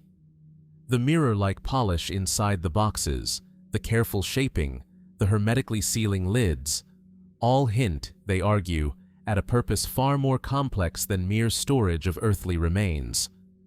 More speculative theories go even further. Could the Serapeum have been part of a now-vanished phase of civilization, one whose engineering capabilities have been forgotten? Were the boxes designed for unknown rituals, capable of influencing the body, the spirit, or even the surrounding environment? Some fringe researchers even entertain the possibility that the sarcophagi were intended as containment vessels, not for bodies, but for something else altogether. Of course, such theories remain outside the realm of accepted academic discourse. Yet the mystery persists, fueled by the undeniable craftsmanship and the immense effort invested in creating something so enduring, so exact, and yet so enigmatic. Walking the silent tunnels today, the weight of the stone above and around presses in like the memory of an ancient, unsolved riddle. The polished black surfaces reflect the dim light in strange, ghostly patterns. Each giant sarcophagus seems less like a simple box and more like a monument to something lost. An idea, a belief, a knowledge buried deeper than stone. What truly drove the creation of the Serapeum's giant sarcophagi? Was it devotion, ingenuity, or something that modern understanding has yet to grasp? Were they simple tombs or silent witnesses to a forgotten chapter of human history? The answers, like the heavy lids of the sarcophagi themselves, remain sealed. And the Serapeum, quiet and enduring beneath the sands, continues to guard its secrets, inviting us only to wonder. In the vast emptiness of Egypt's western desert, where the golden sands stretch unbroken to the horizon, there is a place where time itself seems to blur. Beneath the fierce sun, among rocky outcrops and dry valleys, ancient bones lie exposed, not of humans, nor of the desert's modern creatures, but of something far stranger. Massive skeletons of whales, some 40 million years old, emerge from the earth like the ruins of some forgotten Titan race. This is Wadi al-Hitan, the Valley of the Whales. At first glance, it seems almost impossible. The bones are not fragmented or shattered by time. Many are complete, astonishingly preserved, their delicate structures splayed across the desert floor as if frozen mid-drift. Ribs arc into the empty sky, vertebrae sprawl across the sand. Massive jawbones, lined with ancient teeth, hint at creatures both familiar and alien. How could whales, creatures of the open ocean, come to rest here, hundreds of miles from the nearest shore, in the heart of a lifeless desert? Science offers an answer, at least in part. During the Eocene epoch, around 40 to 50 million years ago, this barren region was covered by a vast, shallow sea. It was a world teeming with early forms of marine life, a place where ancient whales, not yet the fully aquatic giants we know today, swam and hunted in warm waters. The remains at Wadi al-Hitan tell the story of that distant age, of creatures like Basilosaurus and Dorudon, whales with long serpentine bodies, small hind limbs, and rows of sharp teeth. These species represent a crucial chapter in the evolution of whales, a moment when mammals, having returned to the water, still bore the anatomical remnants of their land-dwelling ancestors. Yet mysteries linger, layered among the bones. Why are so many skeletons so well preserved, lying as if they died in place, untouched by the chaos that usually scatters and destroys remains over such unimaginable spans of time? Why do some show signs of violent death, with bite marks and broken bones, while others seem to have simply drifted to the seafloor in silent extinction? And then there are the even stranger anomalies. Some of the fossils at Wadi al-Hitan include remains of whales with unusual deformities, creatures whose bones grew twisted, malformed, or incomplete. Was this the result of genetic mutations, a population under stress from environmental changes? Or were these early whales facing pressures, predators, or catastrophes that left marks not just on individuals, but on entire generations? Mainstream geology and paleontology offer plausible explanations.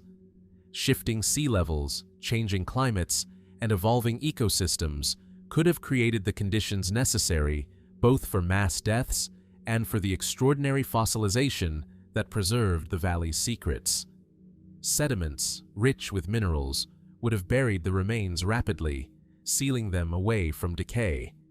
And yet, the concentration of so many complete skeletons in such a remote and unlikely location continues to invite deeper wonder. Some researchers have speculated about localized die-offs, perhaps toxic algal blooms, or sudden changes in salinity that could have devastated marine life. Others suggest that the valley once lay along a migration route, a place where vulnerable populations gathered seasonally, only to fall victim to catastrophic events. There are even more speculative ideas. Might ancient magnetic anomalies, gravitational shifts, or other subtle forces have played a role in steering these creatures toward their fate? Could the very landscape itself, long before it became desert, have harbored features now erased by time? Features that shaped the life and death of these early whales in ways we have yet to understand? And there is the profound mystery of the transition the fossils represent. From land to sea, from legs to fins, from breathless sprints across ancient plains to the slow, weightless drifting of the deep. What unknown paths, what lost worlds, lie between the skeletons scattered across Wadi al-Hitan and the whales that roam the oceans today? Today, the Valley of the Whales is a UNESCO World Heritage Site, protected as a place of extraordinary natural history.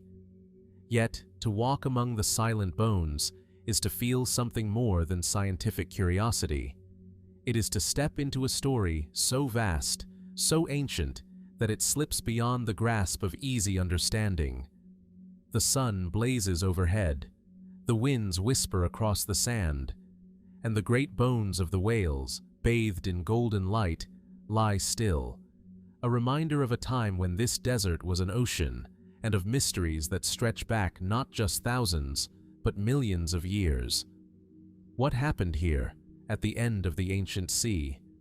What forces shaped the creatures who swam these vanished waters? And what remains yet to be uncovered beneath the sands? The Valley of the Whales keeps its secrets, as it has for eons, waiting patiently for those who still seek to listen. In the dusty vaults of the National Museum of Iraq, amid relics of ancient civilizations and empires long fallen to silence, sits an object that seems oddly out of place. It is simple in appearance, a small clay jar, sealed with asphalt, containing a corroded copper cylinder, and inside that, an iron rod. At first glance, it could easily be mistaken for an ordinary storage vessel, forgotten by time. But this unassuming artifact is known today as the Baghdad Battery, and it raises questions that have yet to find definitive answers. The artifact was unearthed in the 1930s near modern-day Baghdad, among the ruins of an ancient village thought to date back to the Parthian period, around 250 BC to 224 AD. Alongside more traditional pottery and everyday items, this peculiar vessel caught the attention of archaeologists and historians alike. What made the jar so intriguing was its construction. The copper cylinder, carefully placed within the clay pot, and the presence of iron suggested a configuration capable, under the right conditions, of generating an electrical charge. If filled with an acidic liquid, vinegar or wine, for example, the arrangement could theoretically function as a rudimentary galvanic cell, a battery. But why would an ancient culture build such a device? The mainstream theories offer cautious interpretations. Some suggest that if the jar was indeed used as a battery, its purpose might have been practical, perhaps for electroplating small objects with precious metals, coating surfaces with a thin layer of gold or silver to enhance their value and beauty. Yet no confirmed evidence of electroplated artifacts from the Parthian era has been found. And more puzzling still, no written descriptions or illustrations from the time reference anything resembling electricity or galvanic reactions. Was the Baghdad Battery an experimental tool, used by a select few artisans whose techniques were never recorded? Or was it something else entirely? Some scholars argue that the jar might have served a purely ceremonial or symbolic purpose, perhaps used in religious rituals, where the mild tingling sensation of an electric current could have been interpreted as a divine experience. In ancient temples, where the boundary between natural phenomena and the supernatural was thin, even the smallest wonder could inspire awe.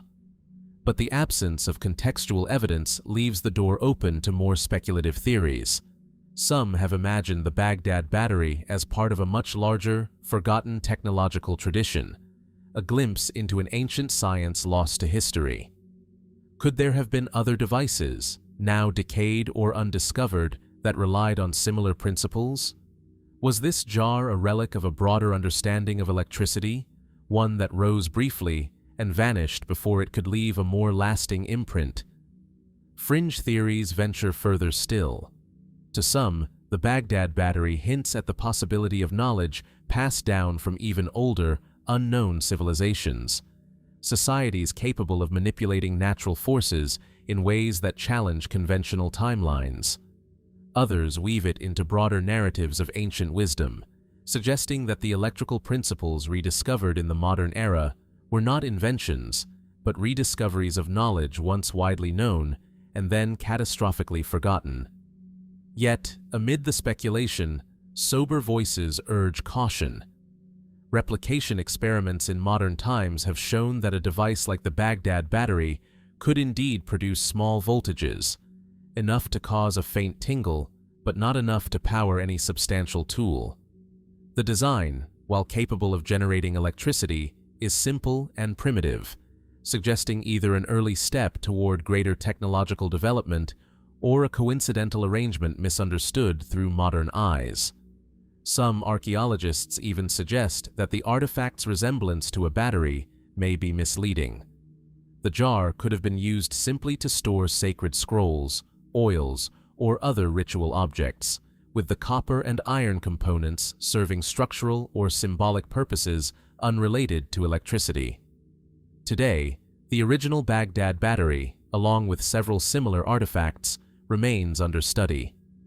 With the loss and looting that accompanied modern conflicts in Iraq, access to these relics has been limited, slowing further research and leaving many questions unanswered. Standing before the artifact today, it is easy to feel the pull of its mystery.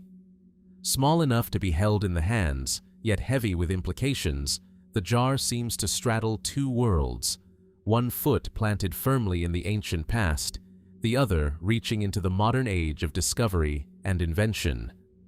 Was the Baghdad Battery a tool, a sacred object, a scientific experiment, or something we have yet to imagine? Was it an isolated curiosity, a lost technology, or merely a vessel whose secrets have been misunderstood across the gap of centuries? The clay, the copper, the iron, they remain silent.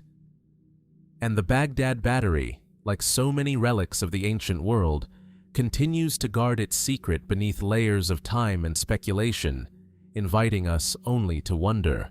In the remote highlands of western China, where the rugged mountains of Qinghai province meet the edge of desolate salt flats, rises a stark and lonely peak, Mount Baigong. Wind-swept and barren, it towers above the arid plain like a silent sentinel, its craggy slopes marked by few signs of life. But hidden within its shadow lies one of the most peculiar and debated discoveries in modern archaeology, a network of ancient, unexplained structures known as the Baigong Pipes. Near the base of the mountain, nestled among three small caves, protrude strange formations.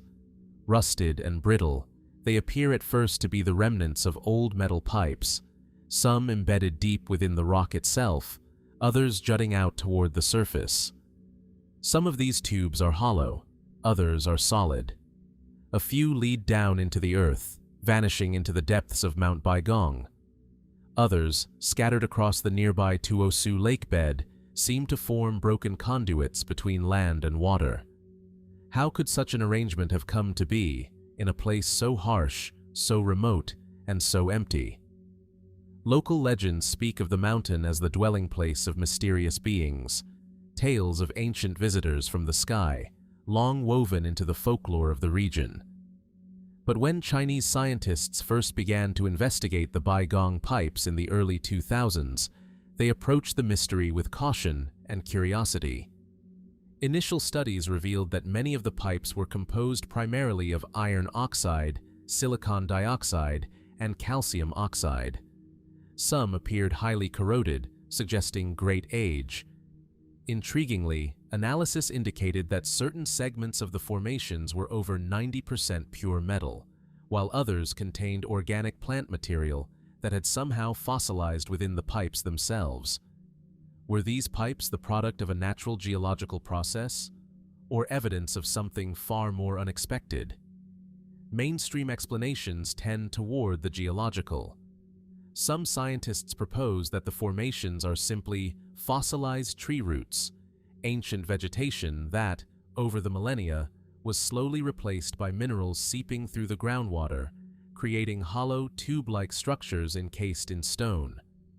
This process, known as diagenesis, is well documented in the natural world, albeit rarely on such a scale or with such a seemingly artificial appearance. Others suggest that iron-rich groundwater, could have deposited minerals into pre-existing fractures in the rock, creating pipe-like features as the sediments solidified over time. Yet, even within these naturalistic theories, questions remain. The regularity of some of the pipes, their consistent diameters, and the way they appear to connect the caves to the lake suggest a level of organization that seems unusual for random geological formations. Moreover, some reports describe the pipes as forming branching networks, almost like primitive plumbing systems, an observation that continues to fuel more speculative interpretations. Fringe theories abound. Some suggest the Baigong Pipes are remnants of an ancient, now vanished civilization, one capable of sophisticated engineering feats whose history has been lost to erosion, disaster, or time itself. Others propose even more exotic possibilities, that the pipes are the artifacts of extraterrestrial visitors, constructed in a distant epoch when conditions on Earth were very different from today. These theories, while tantalizing, lack concrete evidence. No inscriptions, no tools, no other artifacts have been found in association with the pipes. No architectural remains or cultural materials hint at a lost society hidden beneath Mount Baigong. The mystery remains rooted largely in the anomaly of the pipes themselves, their location, their form, and the stubborn absence of a clear, satisfying explanation. Today, access to the Baigong Pipes is limited. The remoteness of the region, combined with political sensitivities and environmental challenges, has left much of the site unexamined by independent researchers. Satellite imagery and early reports offer glimpses, but the full story remains tantalizingly out of reach.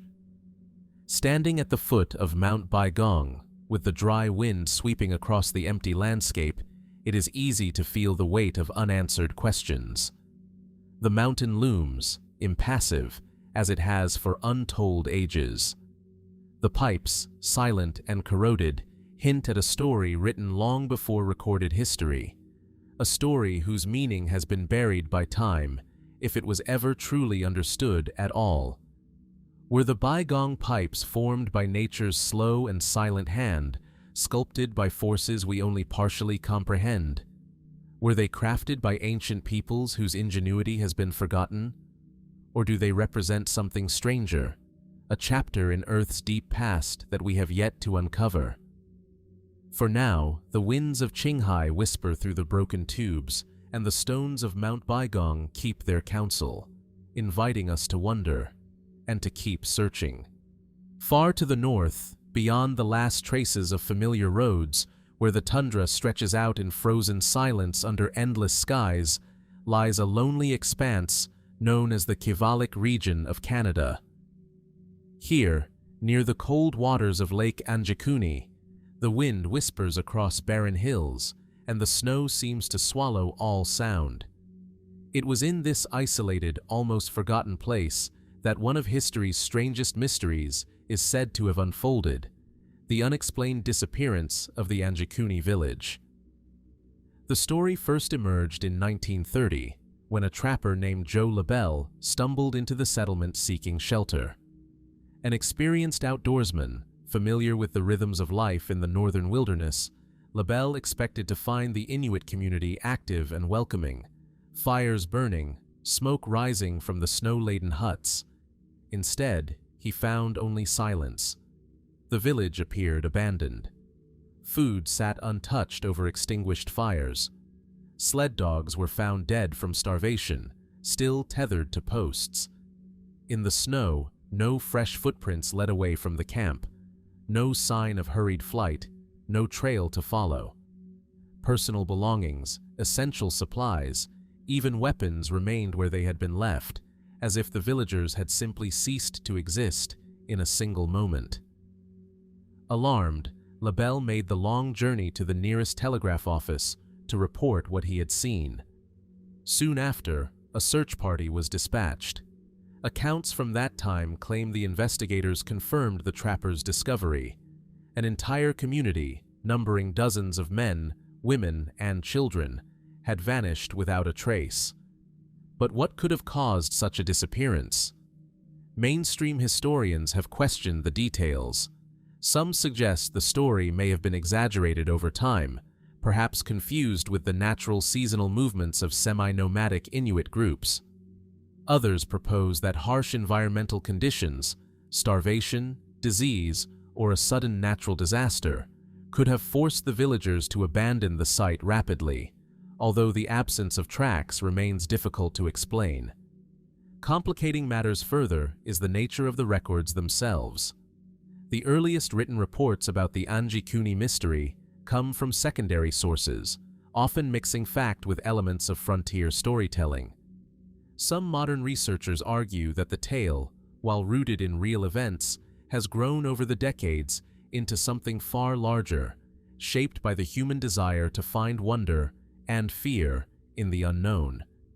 Yet even when approached cautiously, unsettling questions linger. Why would experienced hunters and gatherers, living in one of the world's harshest environments, abandon essential supplies and shelter during the deadly winter months? Why leave no discernible path, no clue to their destination? Why would the sled dogs, so vital for survival, be left to die, an act utterly at odds with the Inuit way of life? More speculative theories suggest darker possibilities. Some have proposed mass abduction, either by hostile groups or, in the more extreme fringes of speculation, by forces beyond human understanding. Tales of strange lights in the sky, ancient Inuit legends of otherworldly beings, and eerie local superstitions have all been woven into the story over time, blurring the line between folklore and investigation. Others imagine environmental catastrophes, a sudden and extreme event such as thin ice giving way, or a phenomenon like a meteor strike, disorienting and panicking the villagers beyond reason. Yet no physical evidence, no remains, no debris, has ever been conclusively linked to the disappearance. Still, others have pointed toward more human explanations, a tragic migration gone wrong, perhaps pursued by unseen dangers, with the traces of their flight quickly erased by snow and wind. In the vast, merciless expanses of the Arctic, even a brief miscalculation can mean death, and the landscape itself is capable of erasing all signs of passage in a matter of hours. Today, little remains of the original site. The tundra has reclaimed the ground where the village once stood. The snow covers everything. The old trails, the broken earth, the half-forgotten bones of the sled dogs still buried beneath the drifts. The Anjikuni mystery, whatever its origins, has endured, passed down through whispers, retellings, and speculation. Some call it a cautionary tale, a reminder of nature's indifference and the fragile line between survival and loss.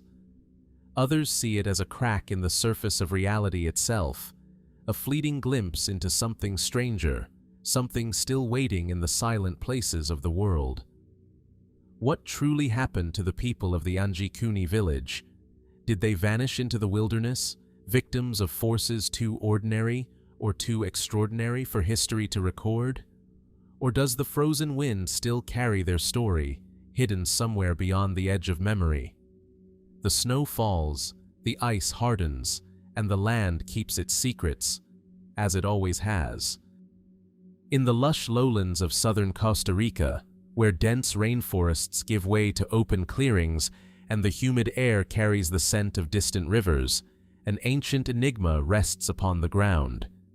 Scattered across fields, buried beneath layers of soil, or tucked quietly along riverbanks, hundreds of massive stone spheres lie in silent repose. Perfectly round, eerily smooth, and strangely deliberate, they seem almost out of place, like relics of a forgotten world. These are the giant stone spheres of the Gigas Delta. The spheres vary in size, from small orbs the size of a human head to massive monoliths weighing up to 15 tons and measuring over 6 feet in diameter. Many are crafted from hard, durable materials, granodiorite, limestone, or sandstone, carefully shaped with remarkable precision. Some are almost perfectly spherical, deviating by no more than a few millimeters from true geometric perfection. Who carved these stones? And why? Archaeological evidence suggests that the spheres were created by the Gigas culture, a pre-Columbian society that flourished in Costa Rica between 700 AD and 1500 AD. Little is known about the Gigas people. They left behind no written language, no monumental inscriptions, and few surviving artifacts beyond their ceramics, their goldwork, and the enduring mystery of the spheres. Most scholars believe the spheres were shaped using a combination of hammerstones and controlled heating techniques, heating the rock and then cooling it rapidly to fracture and smooth the surface. But without direct historical accounts, the full process remains speculative.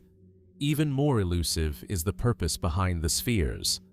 Some were found carefully arranged in lines, triangles, or geometric patterns, suggesting deliberate placement rather than random scattering.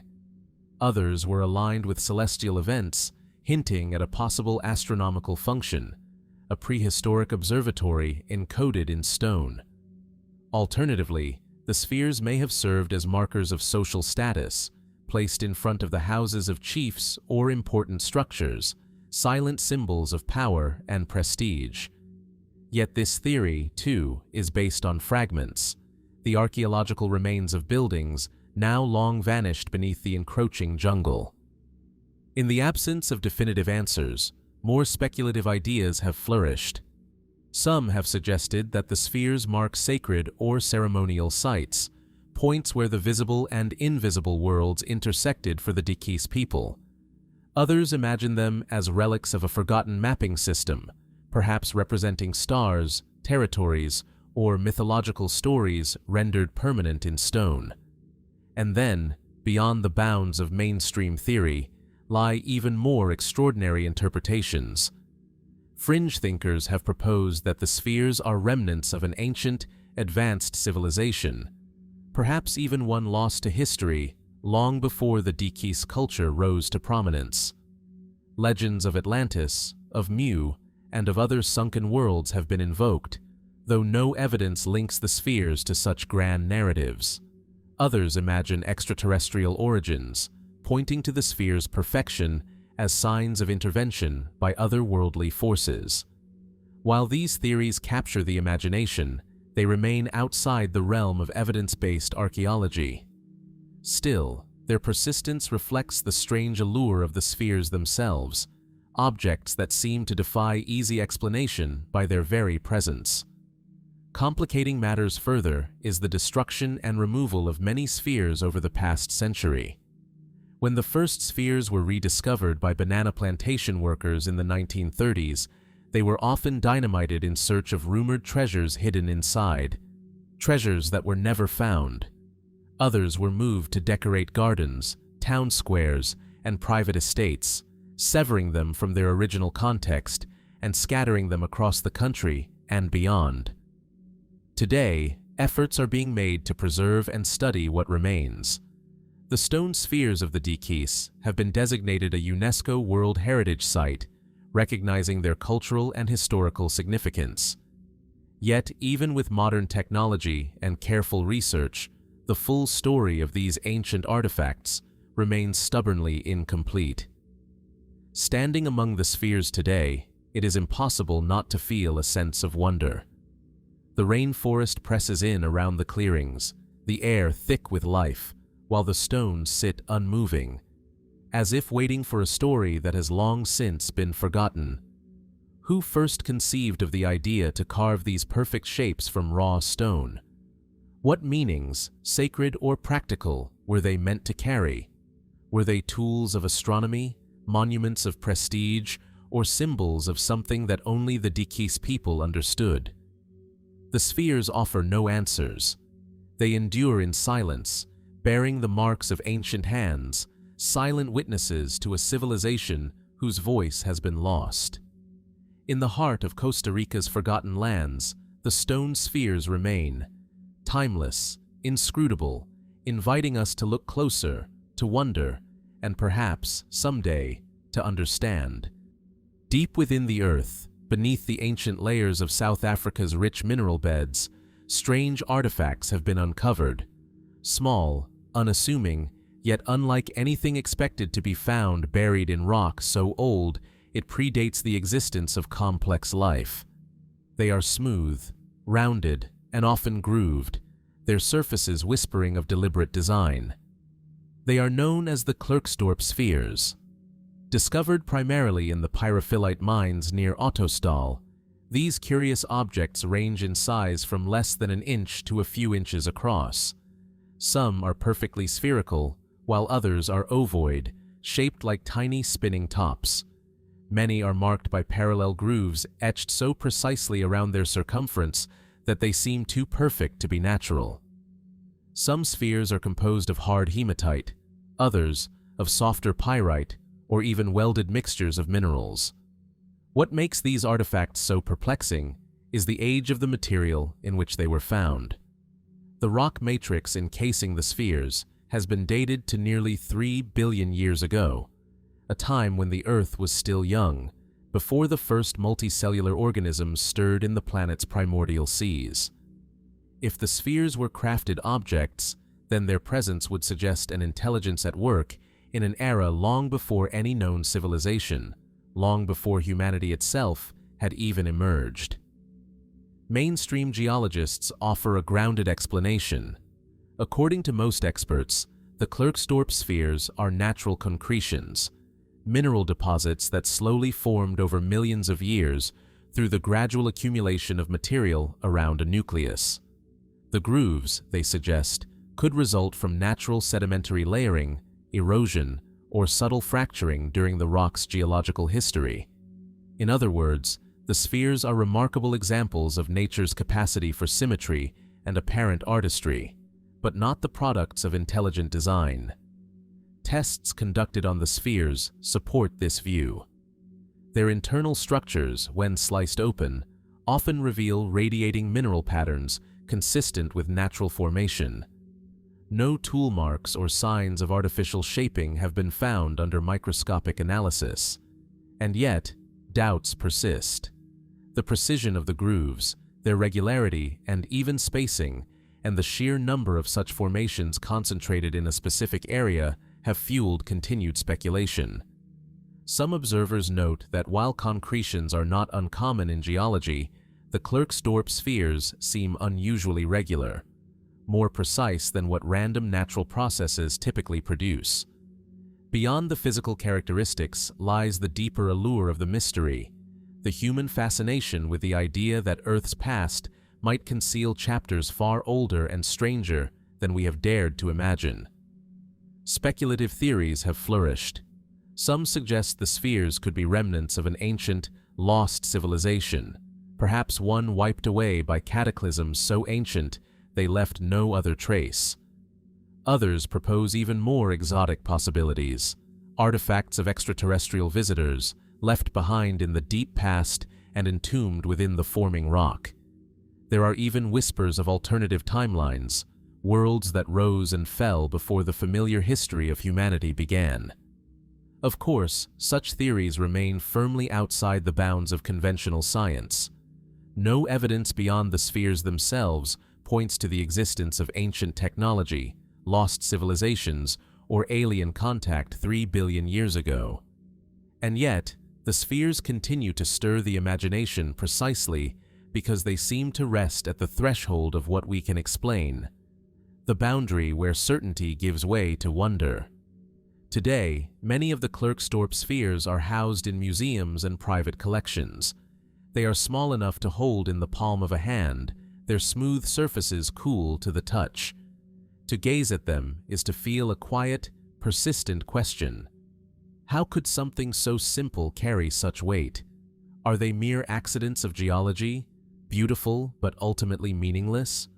Or are they silent witnesses to a story too vast, too ancient, and too deeply buried for us to yet comprehend? The mines of Erdstall continue to yield stone and mineral, but the deepest layers of the earth, like the deepest layers of history, remain largely unexplored. Beneath the pressures of rock and time, secrets wait. not always in the form of lost cities or grand monuments, but sometimes in small, overlooked shapes whose very existence challenges the stories we tell about our world. And so, the Klerksdorp Spheres endure, patient, enigmatic, suspended between the certainties of science and the open horizons of mystery, inviting us, once again, to wonder what else might be hidden just beyond the edges of what we know. In the quiet countryside of central France, where fields roll into misty woods and ancient villages slumber beneath centuries of forgotten stories, there lies a place that once stirred the imaginations of archaeologists and skeptics alike. Near the village of Glozel, hidden beneath a shallow layer of earth, a collection of strange artifacts emerged, relics whose existence would ignite one of the most enduring controversies in the history of archaeology. They are known as the Glozel Tablets. The story began in 1924 when a young farmer named Émile Fradin, while plowing a field, uncovered a curious chamber of stone. Inside were objects unlike anything he had ever seen: clay tablets inscribed with unfamiliar symbols, along with carved bones, ceramic vessels, and other artifacts. The symbols on the tablets were particularly puzzling, an array of signs that resembled ancient writing, yet matched no known script. News of the discovery spread quickly. Archaeologists, historians, and collectors flocked to the site, eager to see what had been unearthed. Some declared the find a monumental breakthrough, evidence of a lost European civilization, one that had mastered writing and complex craftsmanship long before such achievements were thought possible on the continent. But skepticism soon took root. The artifacts seemed to defy easy classification. Some experts pointed out that the symbols bore superficial similarities to Phoenician, Iberian, or even Proto-Celtic writing systems, yet none matched exactly. Others questioned the context in which the objects were found, arguing that the excavation methods were too crude, that the layering of soil and artifacts appeared disturbed, and that the site might have been tampered with, whether intentionally or not. The controversy deepened when accusations of forgery surfaced. Prominent archaeologists of the time debated fiercely over the authenticity of the Glozel finds. Some accused Émile Fradin himself of fabricating the tablets, despite his consistent protestations of innocence. Tests on the artifacts yielded conflicting results. Some suggested ancient origins, others pointed to more recent manufacture. In 1929, Fradin was even taken to court on charges of fraud, though he was ultimately acquitted. Despite the legal vindication, doubts continued to swirl. Mainstream scholarship largely moved away from Glozel, regarding it with polite skepticism or outright dismissal. The dominant view became that the site was, at best, a mixture of authentic ancient artifacts and more recent intrusions, or, at worst, an elaborate hoax fueled by ambition, local pride, and the human hunger for lost civilizations. And yet, the mystery has never fully settled. Later studies have produced new complexities. Thermoluminescence dating, performed decades after the initial discovery, suggested that some of the clay tablets were genuinely ancient, possibly dating back as far as the Neolithic or early Bronze Age, long before the development of writing systems in Western Europe was believed to have occurred. If those dates are accurate, then what are we to make of the inscriptions? Were they a form of proto-writing, created by a now unknown culture whose existence has been erased by time? Or were the symbols a form of symbolic notation, never intended as formal writing, but carrying meanings now lost to us? The Glozel site itself remains enigmatic. Although additional artifacts have been found in the area, no broader settlement has been uncovered. No city walls, no temples, no clear sign of a thriving civilization. It is as if the Glozel objects are echoes from a world that left almost no trace, a faint imprint on the deep fabric of prehistory. Speculative theories abound. Some propose that Glozel was a ceremonial site, a place of pilgrimage or ritual where offerings were made and preserved in the earth. Others suggest the possibility of a lost migratory culture, leaving behind fragments of language and belief in scattered places now forgotten. A few more fringe theorists even entertain the idea that the Glozel Tablets represent a surviving remnant of an otherwise erased epoch, a distant cousin to the myths of Atlantis and other vanished worlds. But amid all the theories, one truth remains. No consensus has been reached. The Glozel Tablets continue to resist easy classification. Their symbols remain undeciphered. Their origins remain shrouded in a haze of uncertainty, caught somewhere between the rigor of science and the stubborn persistence of legend. Today, visitors to Glozel can still glimpse fragments of the mystery. A small museum houses many of the original artifacts, their surfaces worn and enigmatic, their meanings locked beyond the grasp of modern understanding. The fields where Fraden once plowed lie quiet, touched by the same mists that veil so much of Europe's forgotten past. Were the Glozel Tablets the work of an ancient people, now lost to history? Were they the product of a modern imagination, tangled with the deep longing to discover something more, something older and stranger than the history we know? Or are they something else altogether, a message from a chapter of humanity that remains, for now, unread? The stones remain silent, and the land, as always, keeps its secrets. In the barren cliffs near Qumran, overlooking the lifeless waters of the Dead Sea, a hidden library of ancient scrolls lay undisturbed for nearly 2,000 years. Discovered by chance in the mid-20th century, the Dead Sea Scrolls unveiled a lost world of belief, law, and prophecy. Yet among the fragile parchments and crumbling papyri, one artifact stood apart, harder, heavier, and infinitely more puzzling. It was not made of paper or leather, but of metal. A scroll fashioned from copper, etched with words that hinted not at theology or poetry, but at treasure. This is the Copper Scroll. Found in 1952 inside Cave 3 at Qumran, the Copper Scroll was a revelation unlike anything scholars expected. Rolled and corroded by centuries of decay, it had fused into a solid mass, too brittle to be unrolled by hand. It was eventually cut into strips, carefully separated to reveal the writing hidden inside. The text was unlike any other among the Dead Sea Scrolls.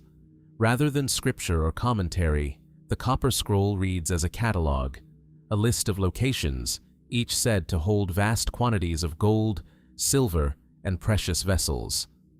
Line after line, it speaks in terse, matter-of-fact language, detailing hidden caches beneath walls, buried at the junctions of rivers, concealed within tombs, secreted beneath steps, and behind stones. In total, the scroll describes treasures of staggering value, by some estimates, tons of precious metals, hidden across the landscape of ancient Judea. But whose treasure was it? And where is it now? Mainstream scholars offer several theories. One possibility is that the Copper Scroll records the secret hoard of the Second Temple in Jerusalem, hidden away by priests in anticipation of the Roman siege that culminated in the temple's destruction in 70 AD. Others believe it may have belonged to the mysterious sect associated with Qumran itself, the Essenes, who sought to preserve their wealth against the ravages of war and conquest. Yet there are problems with these theories.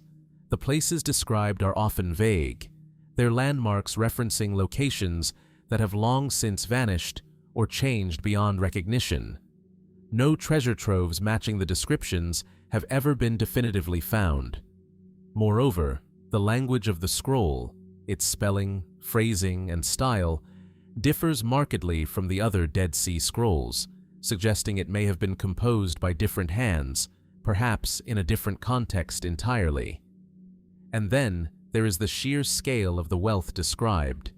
The quantities of gold and silver, far beyond what a small sect like the Essenes could plausibly possess, hint at something greater, something tied perhaps to the temple itself, or even to older, more obscure traditions of hidden royal treasuries. Over the decades, countless treasure hunters have been drawn to the Copper Scroll's promise. Expeditions have scoured the Judean wilderness, probing ancient ruins, tunnels, and dry riverbeds.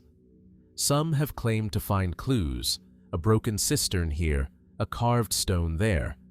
But no one has uncovered the massive hoards the scroll tantalizingly describes. And so, the mystery endures. Speculative theories have multiplied alongside serious scholarship. Some suggest that the treasure was never intended to be recovered, that the Copper Scroll was a spiritual allegory, a symbolic map of divine rewards hidden in faith and secrecy. Others argue that the treasure was already retrieved long ago, spirited away in the centuries after the fall of Jerusalem, and lost again to history. More fringe ideas propose even more exotic possibilities, that the Copper Scroll was a coded document, its plain language masking hidden meanings accessible only to an initiated few, that it refers to treasures linked to even older civilizations, echoing ancient traditions of secret knowledge and sacred wealth.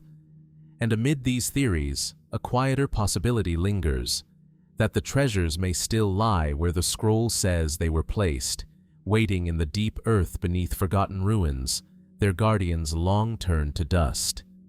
Today, the Copper Scroll itself is housed in the Jordan Museum in Amman. Its thin, greenish strips bear the scars of time and recovery. The etched letters, though faded, remain stubbornly legible, as if the past still calls out across the ages, challenging anyone bold enough to seek its secrets. Who wrote the Copper Scroll? Was it a desperate act of preservation in a time of chaos? A deliberate attempt to hide sacred wealth from invading armies? Or was it something even stranger, a message whose true meaning has yet to be understood? The arid hills of Qumran, silent and empty beneath the burning sun, offer no answers. The caves gape like open mouths, and the desert winds carry away the voices of those who once knew the truth. And so the Copper Scroll remains, part map, part riddle, inviting us to wonder what riches, literal or symbolic, might still lie buried in the dust of ancient dreams. In the shadowed forests of northeastern Brazil, near the banks of the Paraíba River, an ancient enigma rests under the open sky. Carved into a massive slab of stone, weathered by centuries of rain and sun, are intricate inscriptions, a tapestry of symbols whose meanings remain lost to time. This is the Inga Stone. Measuring over 150 feet long and 13 feet high, the stone's surface is a sprawling canvas of mysterious carvings, spirals, geometric shapes, celestial symbols, and what some interpret as animals or human figures flow across the rock in silent testament to a forgotten story. The grooves are deep and deliberate, etched with a precision that suggests care, purpose, and a message intended to endure. But what was that message? And who left it here, in the heart of a land that holds no other record quite like it? Mainstream archaeologists offer cautious interpretations. The Inga Stone is often classified among Brazil's many prehistoric petroglyphs, believed to have been carved by indigenous peoples long before European contact. It may have served as a sacred site, a ceremonial gathering place, or a form of territorial marker. Some of the motifs, particularly the spirals and serpentine forms, echo patterns seen in other ancient cultures across the Americas, often associated with cosmic cycles, rivers, or spiritual journeys. Yet the Inga Stone stands apart. Unlike many prehistoric carvings, which often depict recognizable scenes of hunting, fertility, or daily life, the symbols at Inga are abstract, almost mathematical in their arrangement. Some seem to align with constellations, suggesting an astronomical function, a primitive star map, perhaps, or a calendar tracking the movements of the heavens. Over the decades, scholars and independent researchers have proposed a wide range of theories. One possibility is that the Inga Stone functioned as a kind of open-air observatory. The Paraíba Valley offers a clear view of the night sky, and the repetition of certain motifs could correspond to lunar phases, solstices, or the positions of significant stars. Some researchers believe that specific carvings align with the Orion constellation, a celestial formation revered in numerous ancient cultures around the world. Others suggest that the stone was a ritual site where shamanic rites or religious ceremonies were performed, the carvings acting as sacred symbols understood only by initiates. But beyond these grounded explanations lies a space where mystery deepens and speculation takes root. Some have proposed that the inscriptions on the Inga Stone bear a resemblance to ancient scripts, to Phoenician writing, to Greek, to early Semitic languages. Could ancient mariners, long before Columbus and the European age of exploration, have reached the shores of South America and left their mark in stone? While most mainstream historians regard such claims with skepticism, citing the lack of supporting archaeological evidence, the idea persists, fed by the tantalizing possibility that ancient peoples crossed oceans far earlier than previously believed. Even more speculative theories reach further still. Some fringe researchers see in the Inga Stone the remnants of a lost civilization, perhaps even one that predated the known indigenous cultures of the Americas, a society with its own symbolic language, its own understanding of astronomy and mathematics, now vanished except for these fading marks upon the earth. A few have even suggested extraterrestrial influence, imagining the carvings as messages or maps left behind by visitors from beyond, encoded in forms designed to withstand the ravages of time. Of course, no artifacts, no tools, no definitive cultural remains have been found at the Inga site to support such extraordinary claims.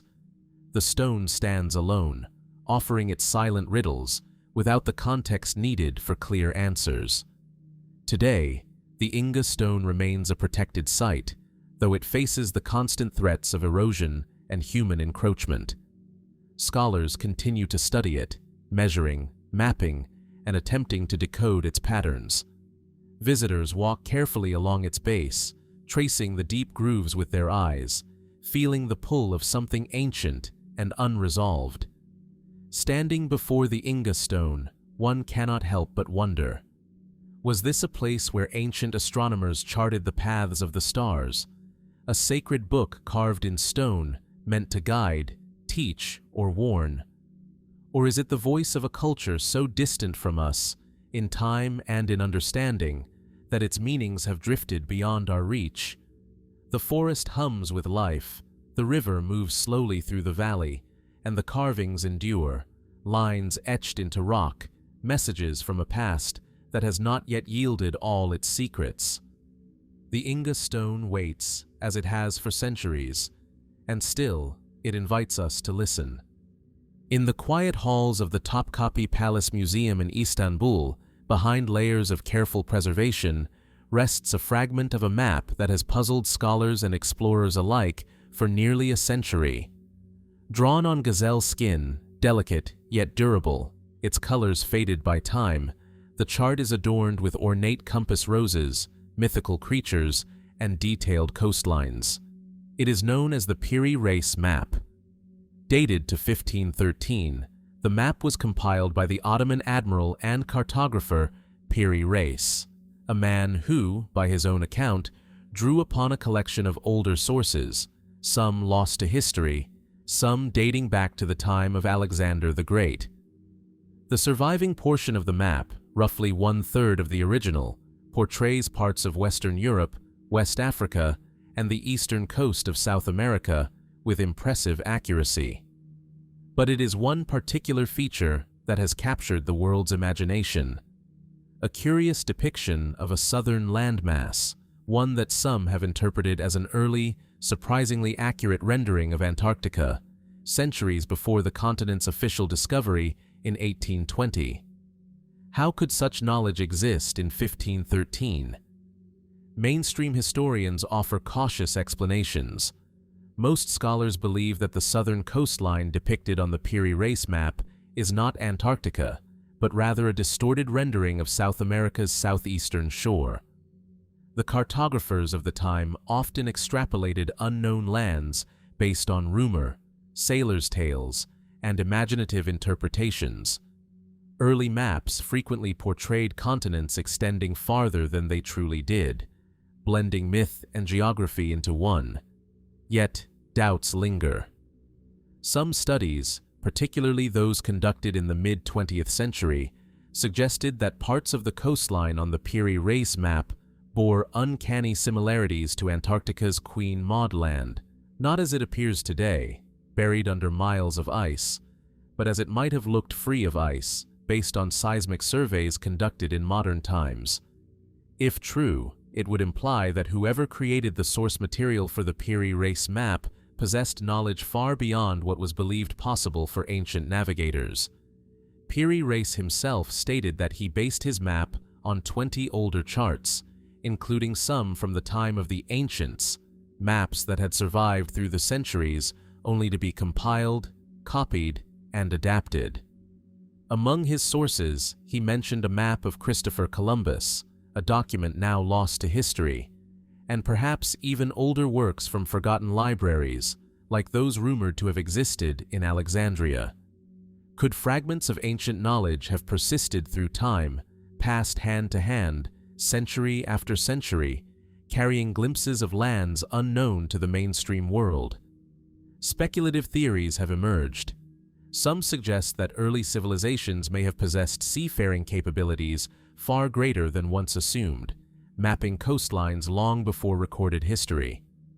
Others go further, proposing that the Piri Reis Map is evidence of a lost civilization, capable of navigating and charting the globe in a distant era, a civilization whose achievements were largely erased by cataclysm or conquest. There are even more fringe ideas. Certain writers have proposed that the map's accuracy hints at extraterrestrial influence, that advanced knowledge was gifted to ancient peoples long before humanity had the tools or technology to gather it themselves. Yet these theories, while captivating, remain outside the consensus of historical scholarship. Careful examination of the map suggests that it blends both remarkable accuracy and understandable errors. Some coastal lines are strikingly correct, others are misshapen or misplaced. It may simply reflect the limits of knowledge at the time, a patchwork quilt of real observations, best guesses, and imaginative interpolations stitched together into a single chart. Still, the question remains: how did Piri Reis, relying on sources already ancient in his day, capture details that align, however imperfectly, with lands barely known or wholly unknown to his contemporaries? Today, the Piri Reis Map endures as a testament to human curiosity, ambition, and the deep mystery of lost knowledge. Its gazelle skin bears the careful hand of a navigator striving to piece together a world from fragments, myths, and glimpses across the water's edge. Was the southern landmass simply a misinterpretation of South America's tale, or something more, a memory of an earlier Earth glimpsed through the eyes of sailors whose names and nations have been swallowed by time? Standing before the map, tracing its intricate coastlines, its ornate ships riding painted seas, one cannot help but wonder what other stories might lie hidden in the lost libraries of history. Stories waiting still beneath the dust of forgotten ages, whispering of a world we have only begun to rediscover. The Piri Reis Map remains, a fragile artifact of mystery and ambition, inviting us to listen closely to the hints, the echoes, the silent truths woven into its lines. In the scorched plains of southern Iraq, where the Tigris and Euphrates rivers once nurtured the earliest blooms of civilization, lies the ancient site of Al-Ubaid. Beneath layers of dust and forgotten time, archaeologists unearthed artifacts that spoke of a world long vanished. Simple tools, pottery, and remains of early structures. But among these relics of early life, something far more unusual emerged: small, carefully crafted figurines, human-like in form, yet distinctly alien in appearance. The Al-Ubaid Lizardmen figurines. Carved from clay and stone, these figurines depict beings with slender bodies, elongated heads, and faces bearing unmistakably reptilian features.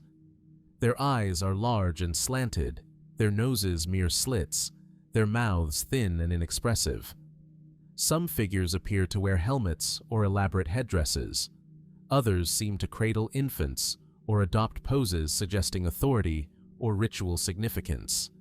They date back to the Ubaid period, around 5000 to 4000 BC, centuries before the flowering of the Sumerian civilization and the first recorded cities of Mesopotamia.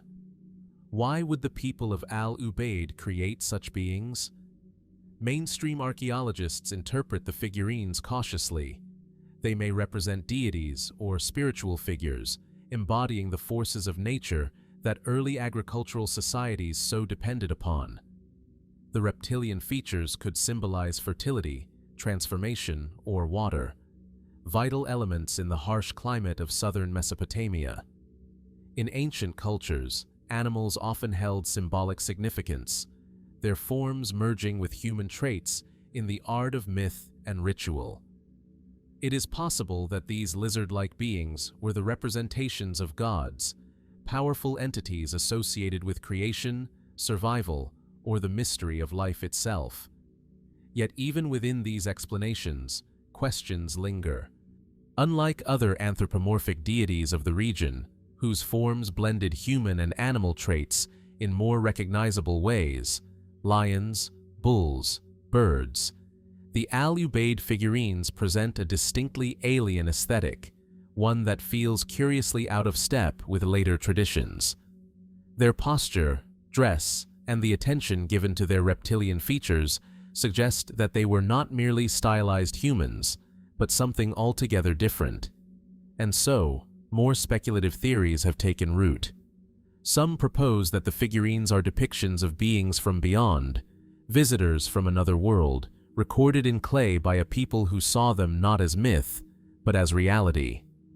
Could ancient Mesopotamia, cradle of human civilization, have witnessed contact with intelligences not of this earth?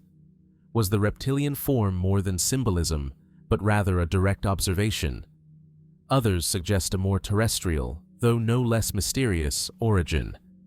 Could the Al-Ubaid figurines represent memories of a forgotten epoch, a remnant of a time before recorded history, when now extinct humanoid species, perhaps with features unlike our own, walked the early Earth alongside the ancestors of modern humanity? Is it possible that ancient oral traditions, long lost to time, preserved images of beings that history has otherwise erased? Skeptics, of course, urge caution. There is no archaeological evidence of advanced civilizations predating the Ubaid culture. No records, no tools, no structures suggestive of external influence. The figurines, like countless other ancient artifacts, may simply reflect symbolic or artistic traditions whose meanings are forever beyond our reach. Yet the mystery persists. The reptilian features of the Al-Ubaid figurines stand starkly apart from the naturalistic human forms found elsewhere in the region's ancient art. Their careful craftsmanship, their consistent iconography, and their appearance in the earliest settlements of a culture that would give rise to the great cities of Sumer, Akkad, and Babylon, continue to inspire curiosity. Today, these figurines rest in museum displays, their surfaces cracked and worn, their enigmatic faces gazing across millennia of human history. Visitors peer at them through glass cases, caught between rational explanations and the quiet, persistent sense that some mysteries refuse to yield their secrets so easily. Were the Al-Ubaid lizardmen merely the products of ancient imagination, symbols woven into the myths of a people striving to make sense of a harsh and unpredictable world? Or are they echoes of something stranger, a story left unrecorded except in the silent testimony of clay and stone? The desert winds still sweep across the ruins of Al-Ubaid, carrying whispers from a time before time, whispers we can barely hear, let alone understand.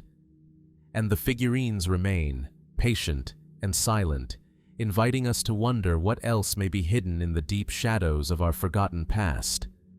Beneath the rolling hills and quiet meadows of Central Europe, in Germany, Austria, Scotland, and beyond, an ancient secret lies hidden in the earth. Narrow, dark, and often barely wide enough to crawl through, a network of mysterious tunnels winds through the subterranean world, untouched by sunlight for centuries. They are known as the Erdstall Tunnels. First documented in medieval chronicles, but likely far older, these tunnels are a puzzle wrapped in silence.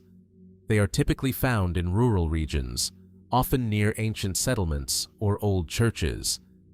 Low, cramped, and winding without clear direction, the passageways stretch for dozens, sometimes hundreds of feet. Some end in tiny chambers no larger than a crouched human. Others seem to vanish abruptly into collapsed earth. The tunnels are smooth, carved carefully from bedrock, often showing a uniformity of shape and construction. Narrow passages just large enough for a person to pass through, connected by small, slip knot holes, tight openings requiring an individual to squeeze from one section to the next. But why were they built? Mainstream archaeology offers several possibilities. Some scholars suggest that the Erdstall tunnels served as hiding places, refuge during times of war or invasion, when survival depended on secrecy and speed. Others argue that they might have been storage spaces, cellars for food, or conduits for drainage and air ventilation. And yet, none of these explanations seem to fully satisfy. The tunnels are remarkably impractical for long-term shelter. They lack air shafts, water sources, or even sufficient space to accommodate many people for any length of time.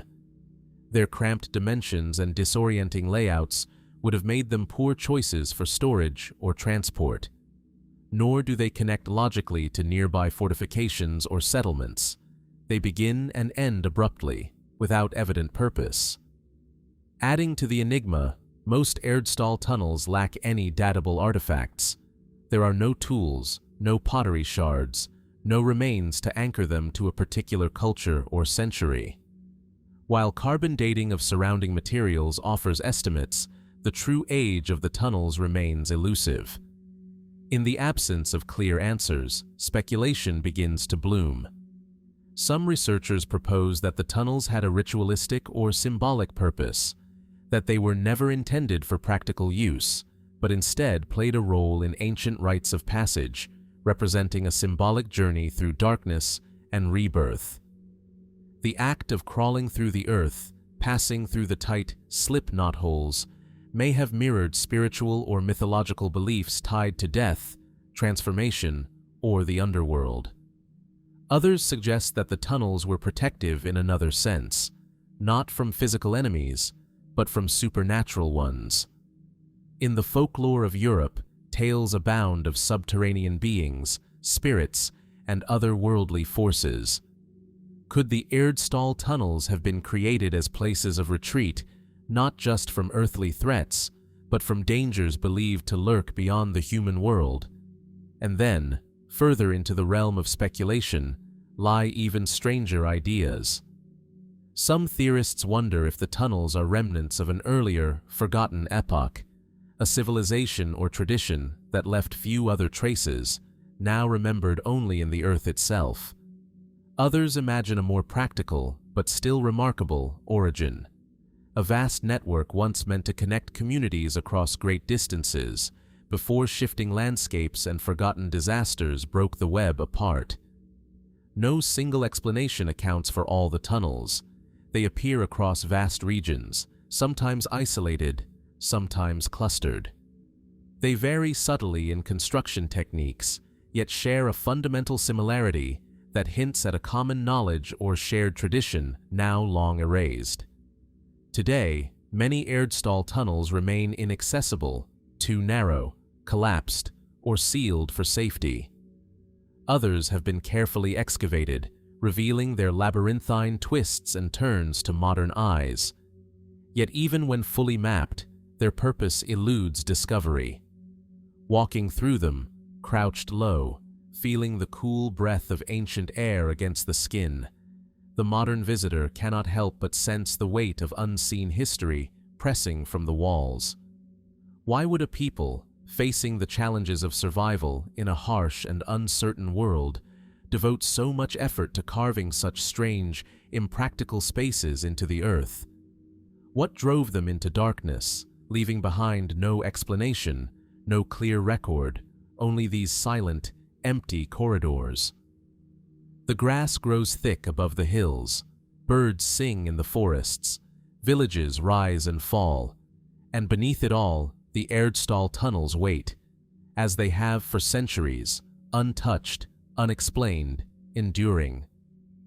Perhaps someday another clue will surface, a forgotten manuscript, an overlooked artifact, a discovery hidden just beyond the next bend in a collapsed passage. Until then, the Erdstall Tunnels remain one of Europe's most haunting enigmas, silent reminders of how much of the past still sleeps just beneath our feet. Along the banks of the Danube River, where the mist often hangs low over the water and the ancient soil is rich with the layers of forgotten ages, archaeologists have unearthed the remnants of one of Europe's earliest known civilizations. Amid fragments of pottery, figurines, and tools, they found something that has stirred quiet, persistent wonder. A series of small, enigmatic markings, carefully etched into clay. They are known as the Vinča Symbols. Dating back to between 5,500 and 4,000 BC, the Vinča culture thrived across the region of what is now Serbia, Romania, Bulgaria, and parts of the Balkans. Long before the rise of Sumer, Egypt, or the Indus Valley, the people of Vinča built settlements, crafted sophisticated ceramics, and engaged in widespread trade. They left behind houses organized in neat rows, evidence of metallurgy, and artifacts of striking craftsmanship. But among these achievements, it is the symbols, delicate, deliberate, and undeniably patterned, that whisper most insistently across the millennia. The symbols are found primarily on pottery shards, figurines, and plaques. They include simple geometric shapes, crosses, chevrons, spirals, as well as more abstract forms that seem to hint at a structured system. Some resemble plants or celestial objects, others evoke the idea of animals or stylized human forms. The mystery lies in their purpose. Were the Vinča symbols a form of writing, perhaps the earliest known to humanity? Or were they simply decorative motifs, imbued with ritual or symbolic meaning, but never intended to record language? Mainstream scholars remain cautious. The prevailing view holds that the Vinča symbols likely represent proto-writing, a transitional stage between symbolic representation and full linguistic writing systems. In this view, they may have been used to convey ownership, identity, or ritual significance, much like early symbolic markings found elsewhere in the ancient world. Yet, the sheer consistency and repetition of certain symbols, along with their widespread use across different sites, suggest a complexity that cannot be easily dismissed. The symbols seem more organized than random, more structured than simple decoration. Some researchers have pointed to similarities between the Vinča signs and later writing systems, from Sumerian cuneiform to the early scripts of Crete and Anatolia. Could it be that the seeds of writing, the ability to encode and transmit abstract thought across generations, first took root not in the Fertile Crescent, but along the rivers and forests of prehistoric Europe? Speculative theories, inevitably, have grown alongside the academic debates. Some have proposed that the Vinča civilization was part of a much broader, now forgotten network of early cultures, a network that shared knowledge, symbols, and perhaps even a common language long before history's first recorded empires. In this view, the Vinča people were not isolated, but part of an ancient world far more connected and far more complex than we have yet fully understood. Others reach further still. A few fringe theorists have suggested that the Vinča Symbols record knowledge of an advanced prehistoric society, one whose scientific understanding of the cosmos, agriculture, and human society far exceeded what conventional timelines allow. They see in the spirals, crosses, and geometric patterns the echoes of celestial charts, agricultural calendars, and spiritual doctrines, forgotten after a catastrophic collapse. Yet no definitive key to the symbols has ever been found. No Rosetta Stone ties them to a known language. No bilingual inscriptions decode their meanings. The artifacts themselves offer only tantalizing glimpses. A few symbols repeated on pottery, meant for daily use. A handful of plaques bearing sequences that seem almost like sentences frozen in clay. As with many ancient mysteries, the passage of time has left more questions than answers. Were the Vinča Symbols a private language of the elite? A sacred script accessible only to priests or shamans? A set of marks meant not to be read in the modern sense, but to be felt and understood within a worldview radically different from our own? Or are we imposing too much meaning upon patterns born of artistic instinct and communal tradition, seeing language where none yet existed? Today, the artifacts bearing the Vinča Symbols are housed in museums across Eastern Europe. Behind glass, under the soft glow of display lights, the faded lines still speak, though their language remains unknown. They are marks of hands long vanished, hands that pressed damp clay, shaped it into vessels and figures, and then inscribed upon it thoughts we can no longer hear. Standing before them, the distance between now and then seems to dissolve. The question rises, as it always does when facing the silent witnesses of the ancient world. What were they trying to say? And how much of that lost conversation might still linger, just waiting for us to understand? The river continues to flow past the old settlement sites, its waters carrying away the dust of countless forgotten years. But beneath the fields, in the broken pots and buried stones, the Vinča Symbols remain, quiet, enduring, and still unknown. In the remote wilderness of New Zealand's South Island, where mist coils through ancient beech forests and sheer limestone cliffs rise sharply from the earth, there lies a place untouched by time. Beneath the rugged slopes of Mount Owen, deep within a labyrinth of caves, an extraordinary discovery awaited. Silent, perfectly preserved, hidden from the eyes of the world for centuries. It was a claw, massive, gnarled, and still sheathed in mummified skin and muscle, as if its owner had only recently fallen. In 1986, a team of speleologists exploring the dark, twisting caverns of Mount Owen stumbled upon the claw buried beneath layers of sediment. At first glance, it appeared eerily fresh, its leathery hide intact, its talons sharp, despite the passage of countless years. It seemed less a fossil than the remnant of a creature that might yet lurk in the shadowed reaches of the cave. Careful analysis revealed the truth. The claw belonged to a moa, a giant, flightless bird that once roamed New Zealand's dense forests and open plains. Some species of moa stood up to 12 feet tall and weighed over 500 pounds, towering above early Polynesian settlers. The moa were part of a lost world, hunted to extinction around the 15th century, victims of human predation and ecological upheaval. But the Mount Owen claw raised unsettling questions. How had it remained so perfectly preserved? Could a creature so seemingly recent have survived longer than the official histories suggest? Mainstream science offers explanations rooted in the cave's unique environment. The stable temperature, constant humidity, and isolation from predators and scavengers created conditions ideal for preservation. In such a setting, organic material could resist decay for centuries, even millennia, locking flesh and bone in a state of suspended animation. Radiocarbon dating confirmed that the claw was indeed ancient, thousands of years old, far predating European exploration of New Zealand. It was a relic of a time when Moa still wandered the dense forests, their heavy footfalls lost in the mists of prehistory. Yet, even with these facts laid bare, the Mount Owen claw stirs deeper speculation. Could isolated populations of Moa have survived longer than we believe, hidden away in remote corners of New Zealand, beyond the reach of human hunters and explorers?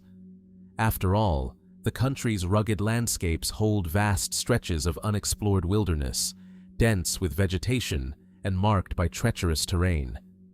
Could the legends of the Maori people, tales of giant birds, mysterious creatures stalking the forests, be echoes of memories not as distant as we assume?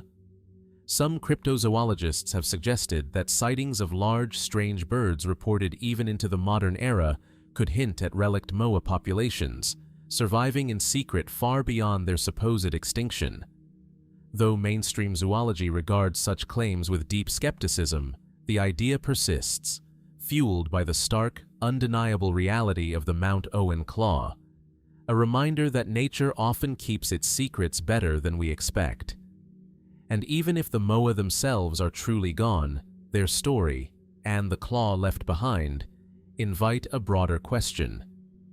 How much of the Earth's deep history remains hidden, buried in forgotten caves, sealed beneath ancient forests, waiting for the light of human curiosity to uncover it? The Mount Owen discovery is not alone. Around the world, caves, bogs, and ice fields have yielded preserved relics of species long thought lost. A single bone here, a fragment of hide there, clues that challenge our understanding of extinction, survival, and the fragile line between the past and the present. Today, the Mount Owen claw rests preserved in a museum collection, its leathery form frozen in time, a silent witness to a vanished world. Visitors who see it often feel a jolt of unease, as though peering not into the distant past, but into a living memory, the ghost of a creature that once strode these lands with strength and certainty, unaware that its days were numbered. Was the Mount Owen claw merely an extraordinary relic, preserved by chance and circumstance? Or was it a whisper from a lost age, a hint that some stories are not yet fully written?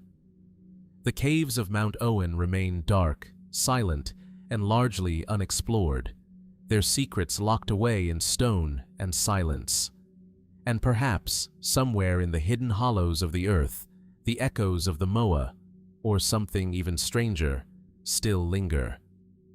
In the sun-scorched expanse of Chile's Atacama Desert, one of the driest, most desolate places on Earth, the sands conceal ancient secrets beneath their cracked and lifeless surface. It was here, in 2003, near the abandoned town of La Noria, that a strange and unsettling discovery emerged from the dust. A tiny, perfectly formed skeleton, unlike anything seen before. The world would come to know it as the Atacama humanoid, or simply Atta. Barely 6 inches long, the skeletal figure possessed features both familiar and deeply alien. The skull was elongated and conical, with a pronounced ridge atop its head. Its eye sockets appeared larger than normal, while the body, despite its diminutive size, bore signs of advanced bone development more typical of a small child than a fetus. The proportions were bizarre: long limbs, a tiny torso, and an eerily human-like structure, yet wrong in ways that defied easy classification. What was Atta? A human? A hoax? Something else altogether? Initial examinations yielded no simple answers. The skeleton showed signs of having lived, perhaps for 6 to 8 years, an unsettling suggestion given its minuscule size. Its teeth were fully developed, and the bones showed an advanced stage of growth.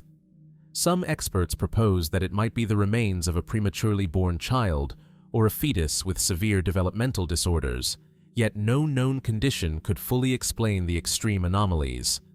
As images of Atta spread across the world, so too did theories. Some believed it to be a case of extreme dwarfism or a rare congenital disease unknown to modern medicine.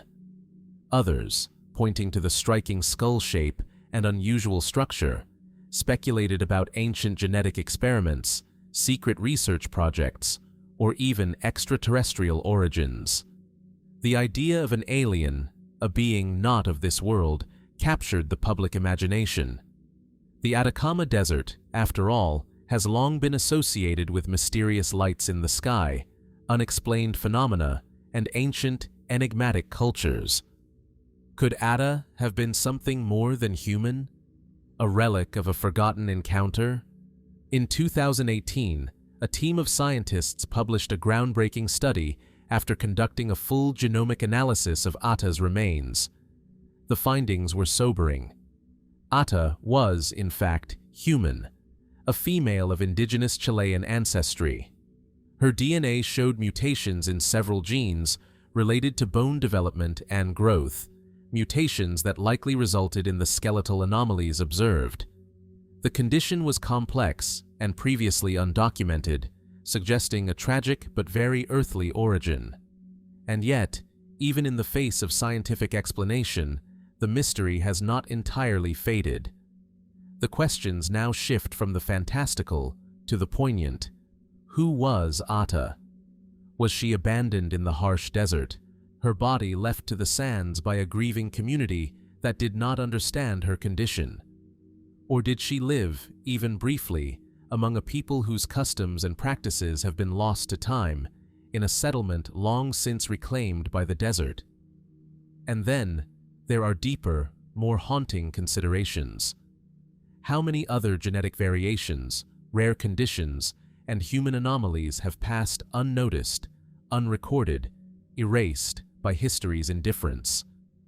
Atta's discovery reminds us of how little we truly know about the millions of lives that preceded our own, and how the boundary between the known and the unknown is often as thin as the layer of dust that covered her for decades.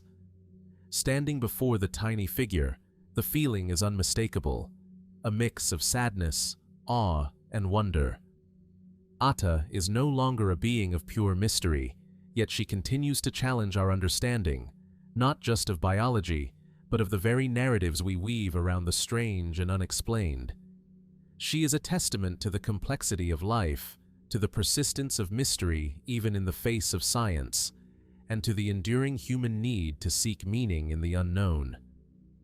In the endless silence of the Atacama Desert, where the stars burn cold and bright above the empty sands, Atta's story remains, a fragile, unspoken question carved into bone and memory. How many other secrets still lie hidden beneath the Earth's most desolate places? How many stories, like Atta's, are waiting to be uncovered? Stories that, even when explained, continue to whisper of the mysteries we have only just begun to understand. In the desert lands of Egypt, where the shifting sands conceal the remnants of untold empires, ancient whispers speak of a structure so vast, so complex, that it dwarfed all known monuments of its time. Near the shores of the once mighty Lake Meris, beyond the pyramids and temples familiar to modern travelers, there was said to be a colossal labyrinth, a marvel of architecture, mystery, and forgotten ambition. It is known today as the Lost Labyrinth of Egypt. Our earliest accounts of this enigmatic structure come from ancient historians who claim to have seen it with their own eyes. Herodotus, writing in the 5th century BC, described it in awe, saying that it surpassed even the pyramids in grandeur.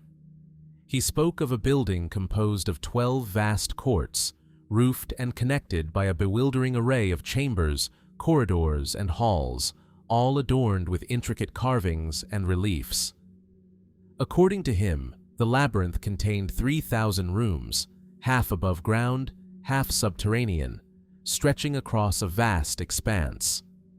Later writers, including Strabo and Pliny the Elder, echoed these tales.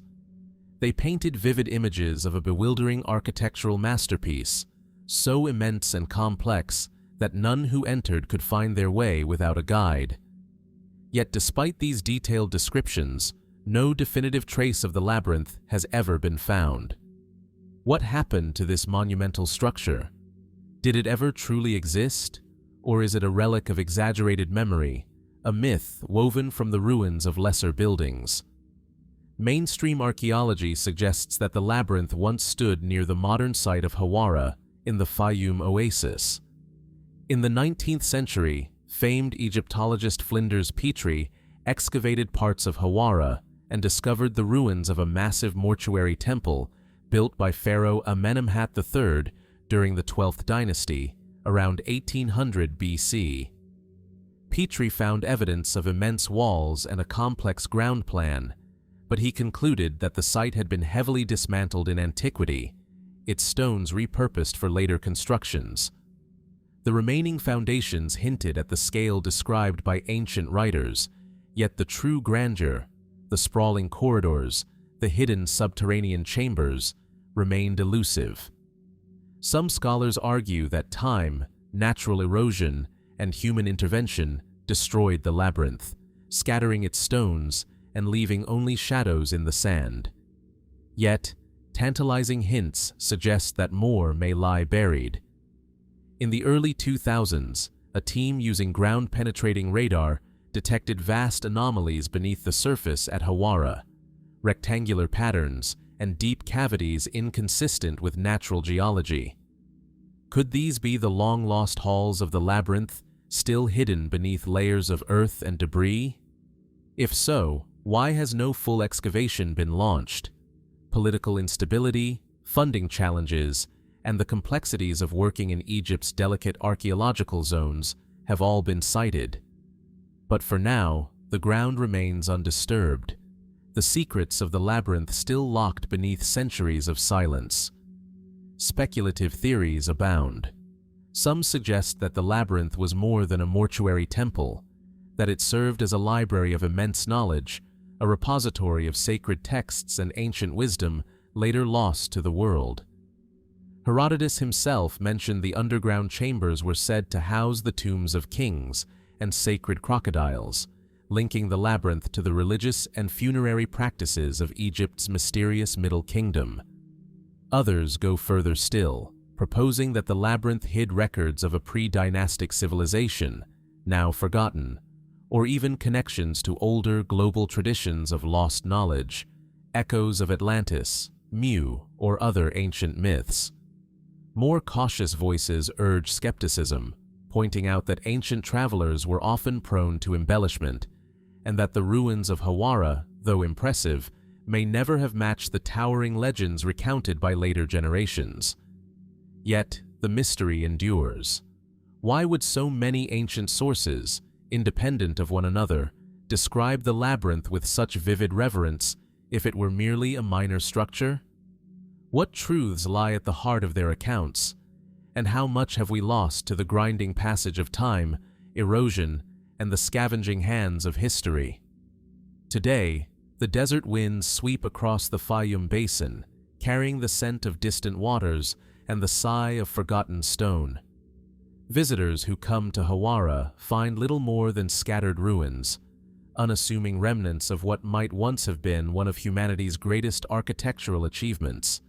But beneath the dust, beneath the cracked earth and the sunlit silence, something may still slumber. Was the lost labyrinth of Egypt a grand funerary complex, a sanctuary of sacred rites, a hidden library of ancient wisdom, or a vision exaggerated by awe and memory? The stones do not speak, the sands do not part.